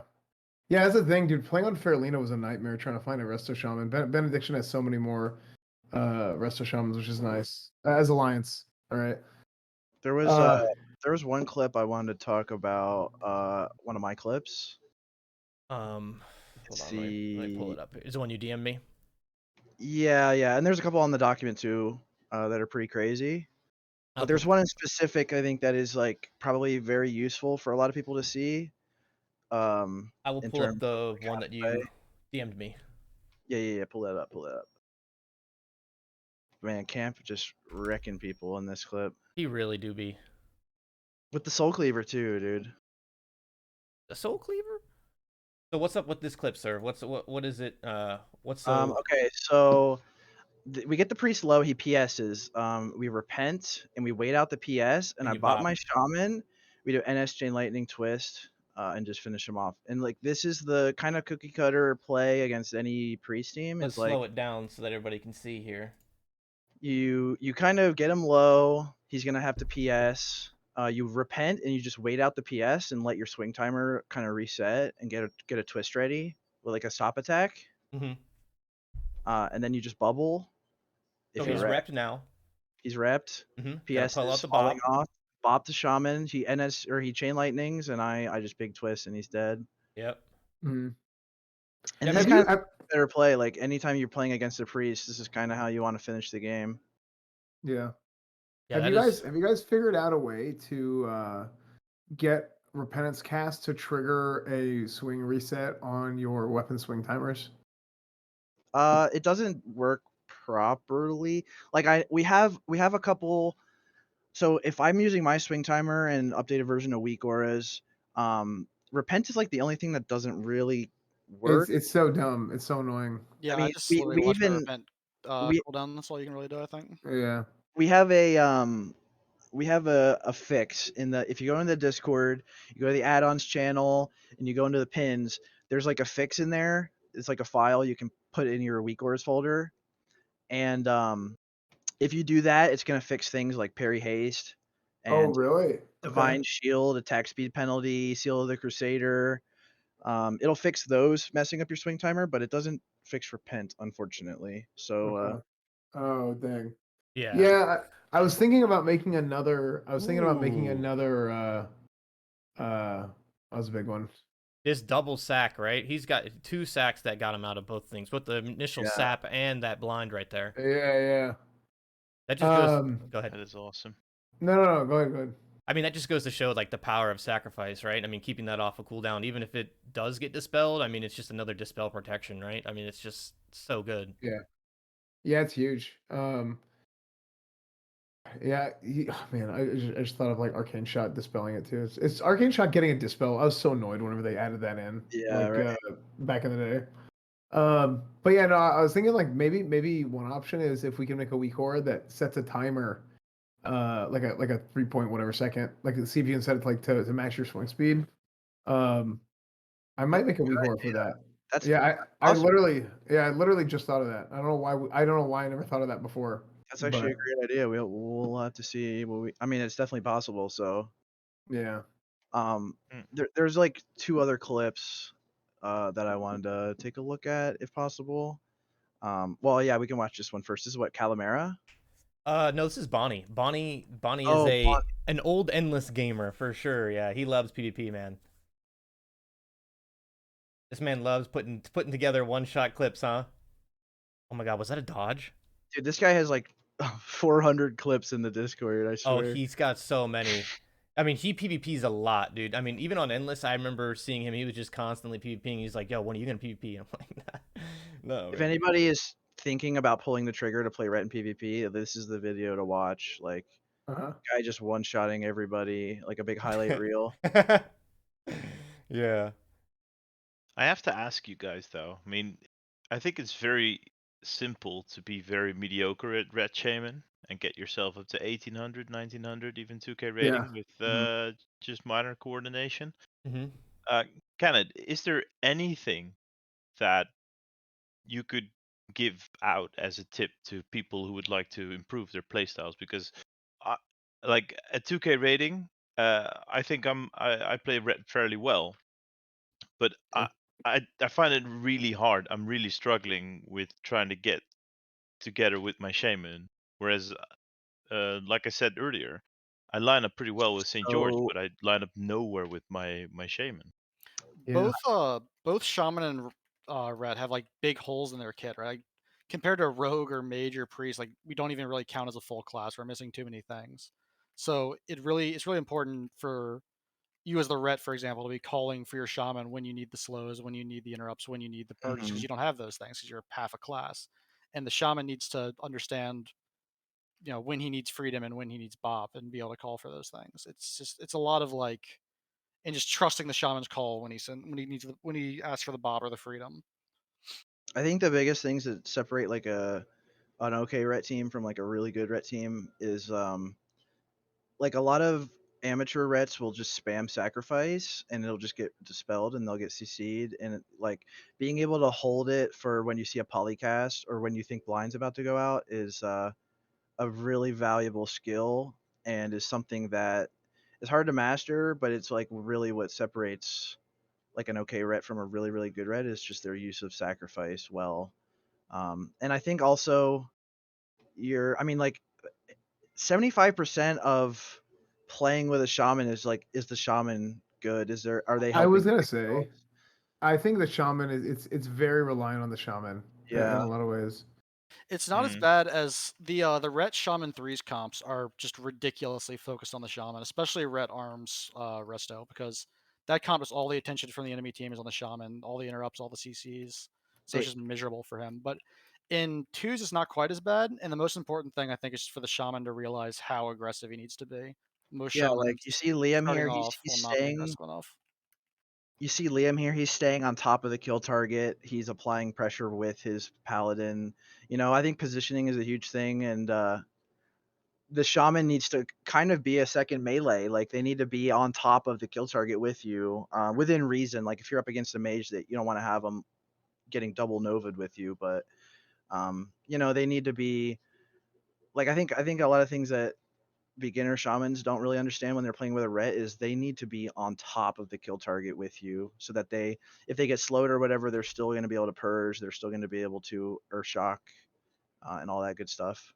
Yeah, something Killawave says a lot is that like I don't really even kill anyone in a lot of against a lot of comps. It's him who's killing him. Yeah. Like without the purges, without the You're interrupt, setting it up it'll just for never him, happen. right? Yeah, Like you're getting him Yeah. low, you're getting the Hodges and the and repents. also never be afraid to just send NS damage as the Shaman too. The Yeah. NSs are very nice. So Yeah. there's just two clips I wanted to show from my. Oh wait, this is Vinny. Yeah, okay. Yeah. This is freaking lit, dude. Yeah, This is the crazy one. Yeah, Yeah. this is freaking lit, bro. Oh my god, I love this clip so much. He's just blasting the whole team. Just gets utterly destroyed by this guy, right? Like, That's Jesus. nuts. Yeah, Oh, the and He's then just there's the dodge. Dude, that Oh my is God. so funny. He the just sound goes, is like, gosh. the sound is muted in this clip, but I just know Animal I've Become is going on in the he background. just goes like, right? And it's just yeah. straight out of Warcraft movies. He's just That going is from so person to funny. person to person, one shotting them. Like, Oh, that's hilarious. Yeah, right. Over and over again. Oh, that's this funny. is so beautiful, man. Like, this is like once in a lifetime luck to get just twist after twist after twist after Reck proc after Reck proc. Yeah. Which clips did you want to talk about, Serve? While we got some questions here. Is there an add-on or a weak aura that shows all of your melee and seal procs with Wind Fury? Seems like when I get hits, seems like when I get all my hits, it doesn't show up on my UI. Oh yeah. Okay, so there used to be like there was a scrolling combat text MSBT. add-on. Yeah, MSBT. Yeah. That Yeah, doesn't I don't what I use it use. anymore, but I use that on private servers. Like I had like the vanilla version of it, and that's what I did so I could see everything for like Reckoning in vanilla. But I haven't been using that in classic. Yeah, So I don't know. MSBT is nice. It does the job. I really would love a weak aura that just like takes all your melees, all your seals, and adds them together, and just puts one number on your screen for how much the twist hit for. Yeah, it'd But be nice. there's just nothing like that out there as far as I can So tell. does MSBT does it allow it to look just like the WoW damage though? No, it scrolls up like on the right side or like wherever you put a scroll window somewhere and it scrolls up over Yeah. there. It doesn't go over their head, unfortunately. See, I wish it just had that. Yeah, I'd far prefer that. Yeah. I tried MSBT for a little bit, and I actually didn't really like it. I loved seeing the big numbers right above somebody's head. I mean, it felt like I was Yeah. actually doing something to him, you know? Well, Like, I use both. I use both. I use That's- yeah. MSBT and I have the damage over top the blizzard damage. Yeah. So here yeah. I sent you a couple clips. I have too many. I was just trying to look through them all to see the ones I wanted to show off. But Oh shit. yeah, there's those whatever of those three. I guess the first one's kind of the coolest one. Cause like, we talk a lot about getting one-shotting people, but like when you have a legit one-shot where they're pretty much full health, it's like boom, Rogue gives me Reckoning right there, and Yeah. just goodbye. I think playing against Priest Rogue is like the most fun for Reckoning, Yes. because the Rogue will just sit there and just try as hard as he can just to put as much damage to you, but you're just sitting there just collecting all the Reckonings, just auto attacking the Priest, and he's just sweating trying to heal. Yeah, and also that's arguably like the best twos comp in the game, right? Disc Priest Rogue. So Yep. being able to have such a strong matchup against it is really fun. It's like 70% of the ladder is Priest Rogue, so Yeah. Yeah. I got a question real quick. I guess we can Yep. kind of just, while we watch these clips, like kind of transition into the Q&A. So are there any other really viable options for Ret and twos aside from Arsham? I know we definitely talked a lot about Ret Rogue. Ret Rogue is definitely viable, and it is rank 1 viable as well. There's one team in rank 1 range right now playing it, a Russian team. And I think Ret Mage also has some good viability. I don't know if it's probably not a rank 1 team, but you can easily get 2K with Ret Frost Mage. I mean, even Ret Palm Pyro, but definitely Frost is preferred. Definitely works. And then Blaze got 2K. Ret Priest, playing Ret Disc. Ret Priest. Yeah, that Ret was a Disc. lot of fun. It was a little bit different. You had to Yeah. play. Yeah, you did like kind of chain your CCs, what little CCs you have. You know, you'd go in and get a fear, maybe try to get a trinket or something like that, and then try to do the CCs with both the Hodge and the Rep. Maybe try and get another trinket if it didn't occur, and then you would try to get a kill on that second fear when it comes up in 30 seconds. It was a lot of fun, and the disc I was playing with, it Giga. So I mean, I don't think I could pick up a disc off the street and do the same thing, right? But I mean, Right. it's a fun comp, right? Minus no Wind Fury. The problem you're gonna run into with a lot of these like comps that aren't Ret Sham is that there's just not a lot of info out there about how to play them right and how to play them well against certain comps. Also, unless you have like a rogue or a mage or whatever tied up in your basement, it's really hard to convince them to play with Yeah. a Ret when they can go play Yeah. Ret Rogue or Rogue Priest or Rogue Mage or like any of those just Rogue ridiculously Druid, good yeah. comps. Moby is St. George. Mhm. Is he tied up in your basement? Do we know? I mean, It probably should be. pretty so it doesn't much. get away. pretty much. Yeah. That's part of why like Ret Resto works so well is just because it's like no one wants to play with a Resto Shaman, no one wants to play with a Ret, but together you got to kind of vibe. I don't think St. George is too upset about it. I mean, they got 2,500, right? So they're doing pretty good. Oh, they're doing very good for sure. Yeah. Well, Well, also, he like, doesn't have a here's lot another of thing. time, so queuing as Red Rogue into maximum 1-minute games works pretty well for him. He Yeah, hasn't there you touched go. a single raid in TBC. on his rogue. Really? Yeah. Dude, he's got to get himself some glaives, dude. Yeah, there you Yeah, go. I Mhm. know. St. He's George. not That's Wait, Grayson. when? That's Grayson's problem. Grayson can't get a skull Gul'dan. Like, think about how big of a disadvantage that's going to be down the road as more and more people get Skull Gul'dan as casters. Yeah.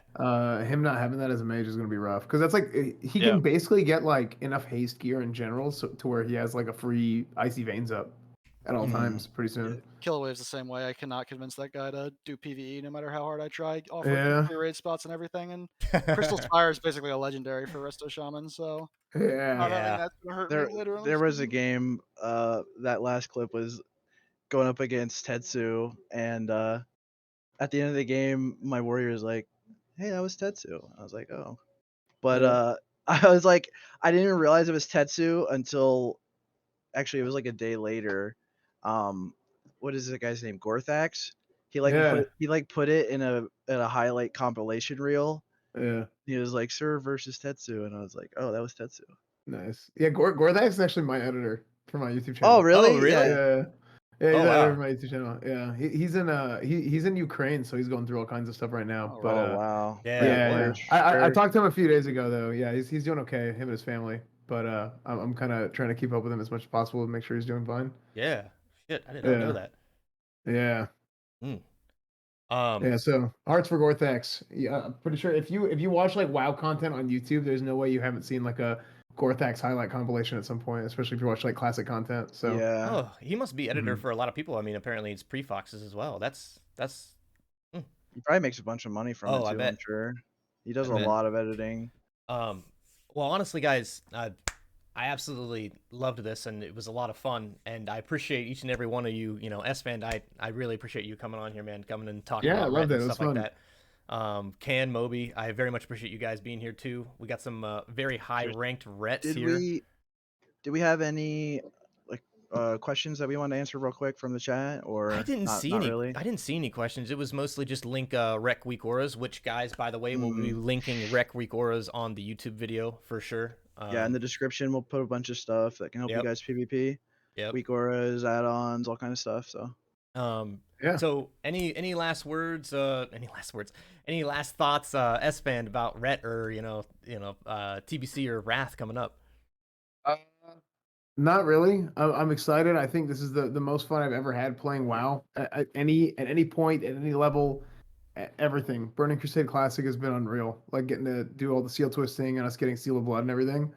But another thing too is I'm really happy that you guys are doing what you're doing, right? Because this is how I got started streaming. Initially, it was me and Drakova doing these doing Ret Paladin videos, and eventually I started talking about more about classic WoW in general, and we were really pushing for like legacy servers, right? Especially whenever the announcement itself happened, it was the WoW Classic waiting room and this and that. But it's cool to see that even though I don't do it as much anymore, I still have like a big appreciation to see other people doing that, and you guys are doing a great job with like the Ret Paladin info and stuff that sometimes I wish I could still do it, but it's just cool to see that you guys have been doing such a really good job at it, and there's people supporting you guys, and I don't know, it just makes me feel good because that's how I got started like 5 years ago. Well, thanks, man. I appreciate that. I'm sure we all do. Yeah.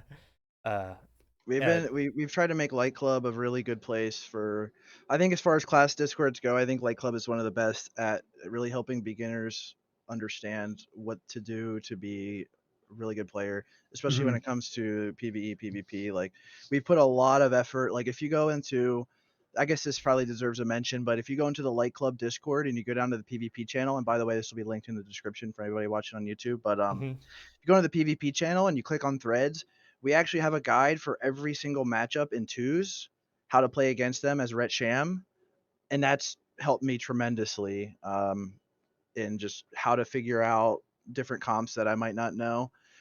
So yeah, I think we have a lot of great resources there for people that want to pick up Ret and want to start from ground zero and just get into the swing of things. So Can any last thoughts?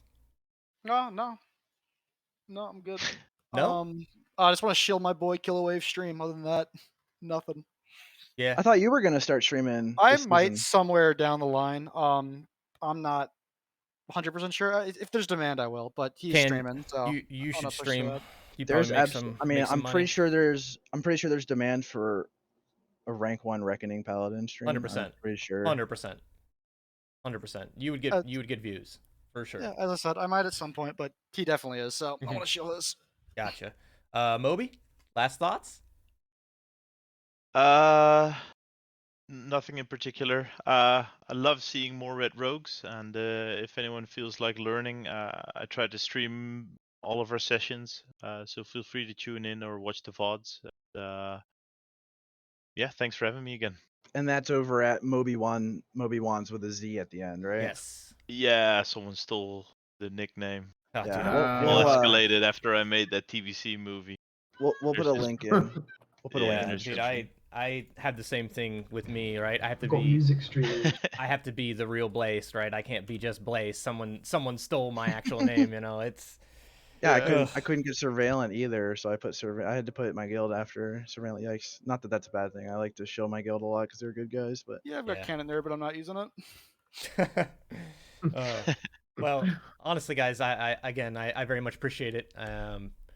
And next podcast, I'm not really sure what we're doing. Maybe we get a little bit of Swedge in here. Maybe I was talking to Swedge. He could share his thesis on Ret Paladin seal twisting in raid, because the guy literally is creating like a whole thesis on Ret Paladin seal twisting. Like, I've seen the documents and it is great. It's like literally like a grad student paper. It's nuts. Yeah, no, it's insane. But I mean, leaving it at this, guys, Esfand, Canit, Moby, I very much love you guys coming on here. Much love. Very much appreciate it. Yeah, great that was super episode. fun. Yeah. But yeah, I mean, with that, thanks, guys. I would love to have you guys on again in the future. Yep, absolutely. Maybe a couple months down the line, we'll do a season 4 episode. Get you guys on again. Ooh, season 4 Oh, yeah, with love that it. expertise, That right, I could do it. Yeah. But with that, guys, I appreciate it, and I guess I'll talk to you guys later, and we'll all see you then. Yeah, for sure. We'll see you guys later. Yeah, Have a good one, everyone. Peace, guys. Deuces. Bye. This show was brought to you by Light Club, where monkeys go to church.